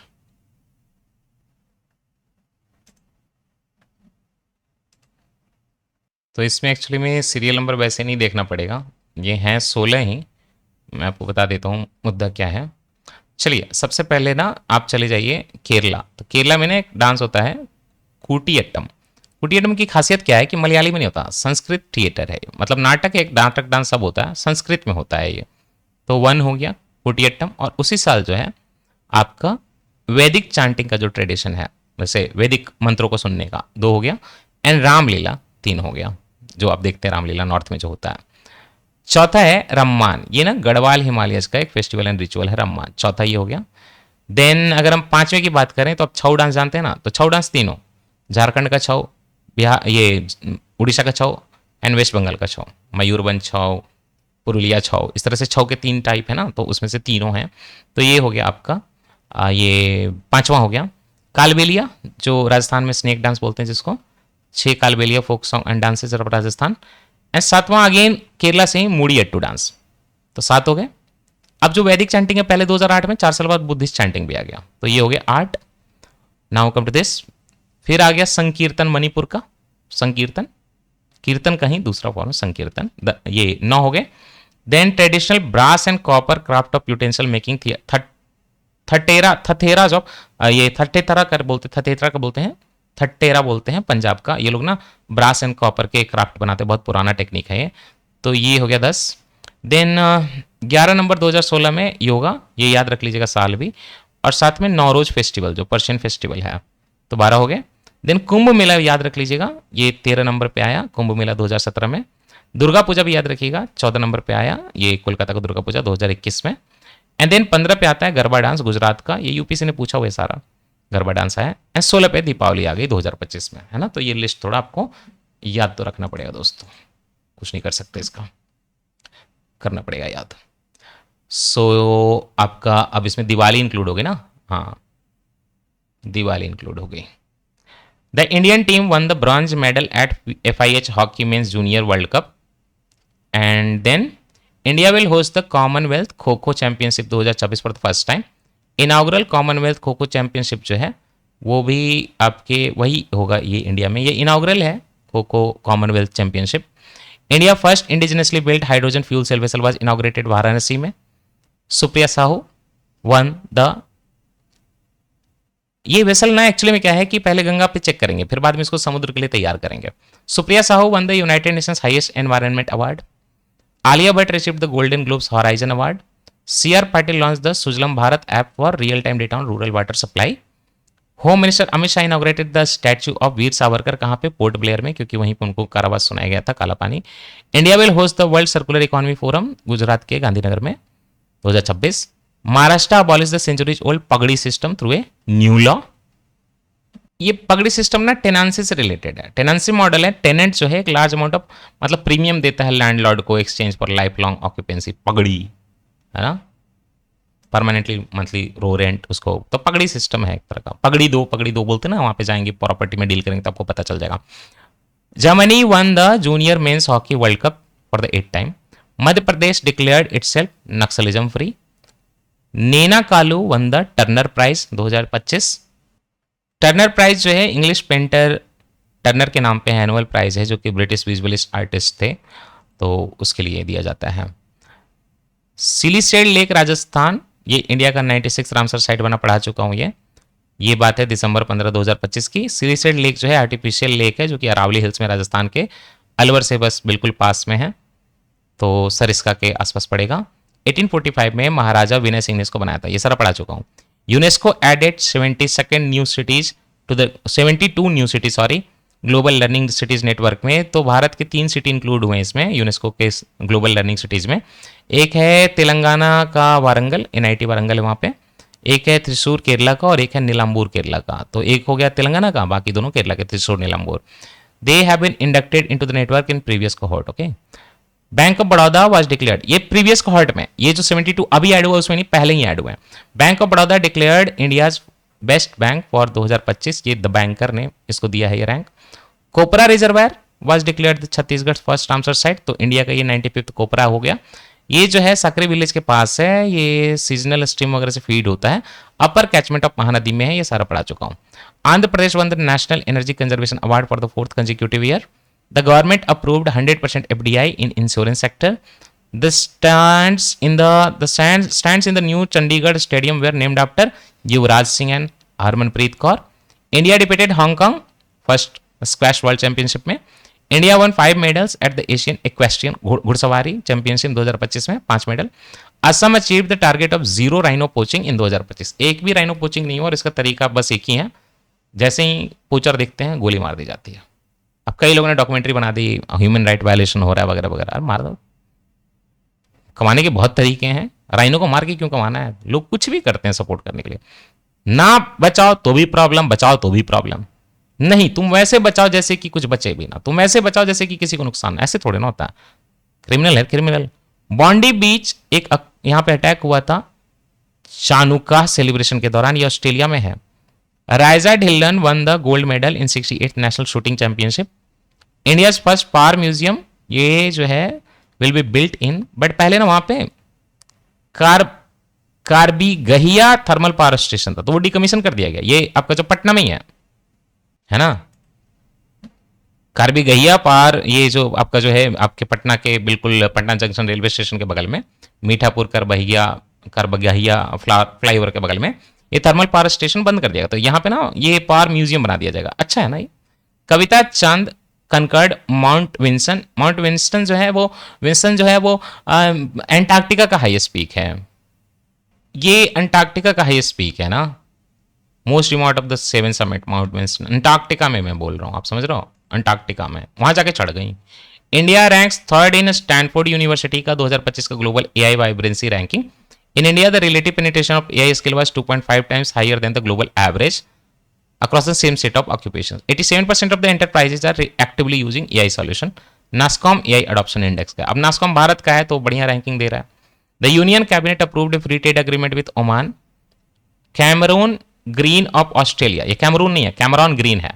He became the most expensive foreign player in the IPL history. IPL Indian Premier League में Uttar Pradesh has launched the carbon credit scheme for farmers in collaboration with IIT Roorkee.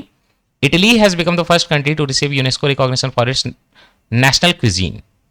President Draupadi Murmu inaugurated the Paramveer Gallery at Rashtrapati Bhavan. Hansi is set to become the 23rd district of Haryana. Joint military exercise Desert Cyclone 2 जो है India और UAE के बीच में हुआ। India launch the indigenous Dhruv 64 microprocessor, helicopter नहीं, Dhruv 64 microprocessor. Miyana railway station Madhya Pradesh में है, उसको नेशनल एनर्जी कंजर्वेशन का अवार्ड मिला 2025 में। Sai Jadhav became the first women officer to graduate from the Indian Military Academy. खुशी की बात है ना, फाइनली अलाउ किया है। शिखर धवन ऑटोबायोग्राफी जो है the one cricket my life and more. The Indian film home bound, important है, was short listed in the best international feature film category for the Oscars 2026 का। Jharkhand won the Syed Mushtaq Ali trophy title. ये 2020 के championship के लिए जो है इस तरह का ये ट्रॉफी दिया जाता है, ये क्रिकेट के लिए है। Ousmane Dembele was chosen as the FIFA men's player of the year 2025 का। ये फ्रांस से हैं। Madhya Pradesh launch the AI based forest alert system. India and Argentina signed the agriculture research work plan 2025-27 का। चांगी इंटरनेशनल एयरपोर्ट सिंगापुर में है, इसको world का best airport declare किया गया 2025 में। Nvidia became the world's most valuable company according to Hurun global, 1000 chip वगैरह बनाती है। सशस्त्र सीमा बल सेलिब्रेटेड 62nd एनिवर्सरी 2 दिसंबर 20 को 2025 में।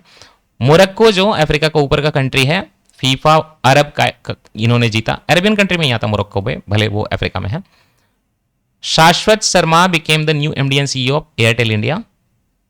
Michel Benthaus of Germany will become the first wheel chair user astronaut to go to the space, Germany से हैं।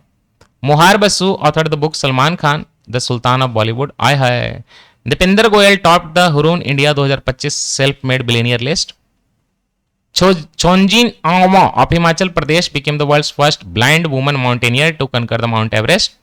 UAE had the world's most powerful passport according to the Arton capital passport index. तो अलग अलग index हैं, आर्टन वाले में India की rank काफी पीछे भी थी, तो वहां पे एक हेनली भी होता है, सारा पढ़ा चुका हूं। आर्टन कैपिटल पासपोर्ट इंडेक्स में यूएई का रैंक जो है 1 नंबर पे है। इंडिया हेनली वाले में सिंगापुर का है।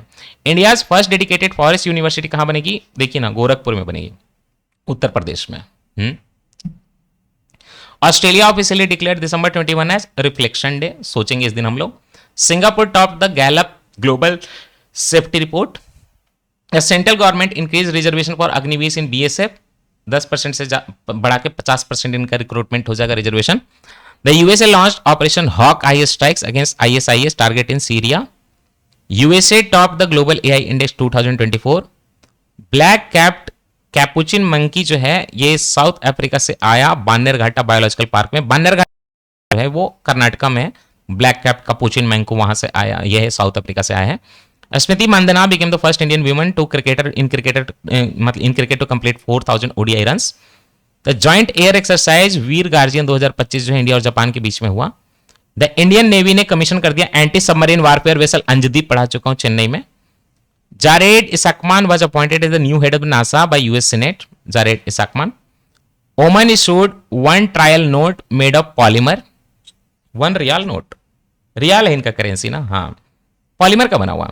द फेमस धानु यात्रा फेस्टिवल जो है उड़ीसा में सेलिब्रेट की गई, धनु यात्रा। ISRO launch the blue bird block 2 communication satellite of A US company. ISRO ने लॉन्च किया, यूएस की कंपनी है क्योंकि सस्ता पड़ता है यहां से लॉन्च करना। Blue bird block 2।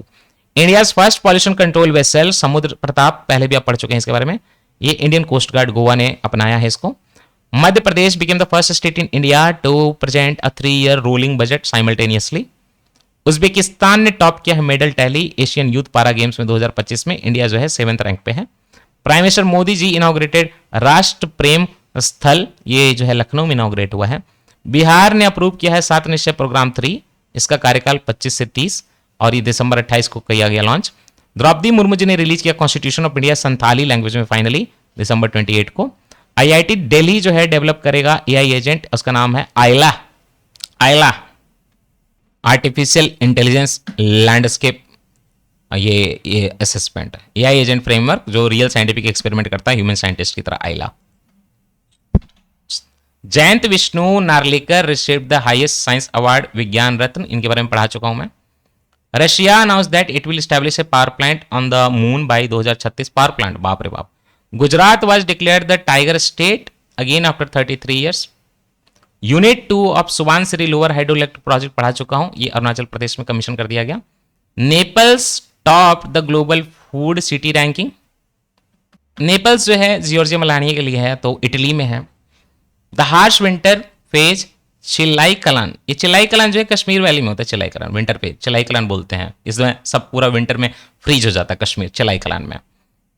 The Khelo India tribal games 2026 जो है छत्तीसगढ़ में होंगे। Modhera in Gujarat was certified as India first green town. The Mandala Puja was held at Sabarimala temple Kerala में, जहां पे एंट्री के लिए लड़ाई होती है वीमेन मेन वाला जो चल रहा मुद्दा, सबरीमाला टेम्पल में मंडला पूजा। Israel became the first country to formally recognize Somaliland as an independent nation. ये इसकी लड़ाई चलती रहती है सोमालीलैंड की, दिखा देता हूँ। ये देखिए इथियोपिया है ना, इथियोपिया है, यहाँ पे देखिए हल्का सा कंट्री, ये जिबौती है, यहाँ भी प्रॉब्लम नहीं है। ये सोमालिया है, यहाँ प्रॉब्लम नहीं है। अब सोमालिया का ना इधर का जो पोर्शन है इसको पंडलैंड बोलते हैं, और ये एरिया आप देखिए सोमालीलैंड है। ये सारे डिस्प्यूटेड एरिया हैं पूरे, ये भी डिस्प्यूटेड एरिया है, ये सोमालीलैंड है। तो ये सोमालीलैंड बोलता है कि हम जो है इंडिपेंडेंट नेशन है, हम हैं। गुजरात इमर्ज एज, इजराइल ने बोलता हाँ तुम इंडिपेंडेंट नेशन हो। Gujarat has emerge as leading state in rooftop solar energy, छतवा पर जो है एनर्जी निकल रहा है। M Venkaiah Naidu was appointed as the chairman of the Atal Smriti trust, retirement हो गई है तो इसी तरह का पोस्ट दे रहे हैं Atal Smriti trust. President Murmu travelled under water in the historic submarine INS Vagsheer में चढ़ के बैठी। नेशनल बायोफ्यूल पॉलिसी 2.0 टारगेट कर रहा है 25% इथेनॉल ब्लेंडिंग कर देंगे आपके पेट्रोल में 2026 तक। उत्तर प्रदेश का पार्वती अगरा करके जो आपका सेंचुरी है रामसर साइट है, वो इको सेंसिटिव जोन जो है उसके अराउंड डिक्लेयर किया गया। पार्वती अगरा कहाँ पे है, तो अर्गा, पार्वती अर्गा ये जो है उत्तर प्रदेश में है। ये अगरा नहीं है, पार्वती अर्गा ही है, रामसर साइट है, अर्गा ही है, ठीक है। वहां पे ऑक्सबो लेक्स हैं, एक्चुअली एक का नाम है पार्वती, एक का नाम है अर्गा, तो इसलिए 2000 साल पुराना बुद्धिस्ट साइट जो कि डिस्कवर किया गया कश्मीर में जहनपुरा विलेज में। Ayush Mhatre was appointed captain of the Indian team for the ICC under-19, ये तो पढ़ चुके हैं आप ना, जानते ही हैं, वर्ल्ड कप हो भी गया इसका। Rithvik Sanjeev won the men single title at senior national badminton championship 2025। Magnus Carlsen and Alexandria Goryachkina won the men's and women's single title at FIDE world rapid championship में। इंडियाज टाइगर पॉपुलेशन जो है increase हो चुकी है 2025 में 8% और बढ़ी है। India's largest public sector green hydrogen plant Orissa में इनॉग्रेट कर दी गई है। सोनम येशी भूटान से became the first bowler to take 8 wickets in men's T20 international matches. India ranks third in the terms of the rare earth reserves. Donald Trump will be awarded Israel's 2026 Peace Prize. Smriti Mandana became the second Indian player to score 10,000 runs in the international cricket. सब तो वही ले रही हैं. China जो है एक number पे है और उसके बाद जो है ब्राज़ील है, फिर इंडिया है, फिर हाँ चाइना एक नंबर पे है, उसके बाद जो है ब्राज़ील है, फिर इंडिया है और फिर जो है आपका ऑस्ट्रेलिया है रेयर अर्थ मेटल में. तो भारत के पास ऐसा नहीं है कि नहीं है, भारत के पास बहुत है. प्रॉब्लम ये एक्सट्रैक्शन वगैरह मुश्किल होता है, तो जहाँ ऑलरेडी काम चल रहा है वहाँ से लोग लेते हैं चाइना वगैरह से. तो इसके साथ जो है आपने देखा रिलेटिवली ये जल्दी खत्म हो गया होगा. आई कैन सी ओनली 1.5 घंटा में खत्म हो गया आपका ना दिसंबर. कहीं आपको लगा कुछ कम है? सब कुछ कितना रिच कंटेंट है. दिसंबर हमने कंप्लीट कर लिया. इसके बाद जो है नवंबर का आएगा. नोट्स तो आपको मिल गए हैं, नवंबर और अक्टूबर तक के भी मिल गए हैं. तो 6 महीना हमने मोस्ट इंपॉर्टेंट तो कवर कर लिया भाई. यूट्यूब पे वीडियो भी दे दिया. Thank you so much.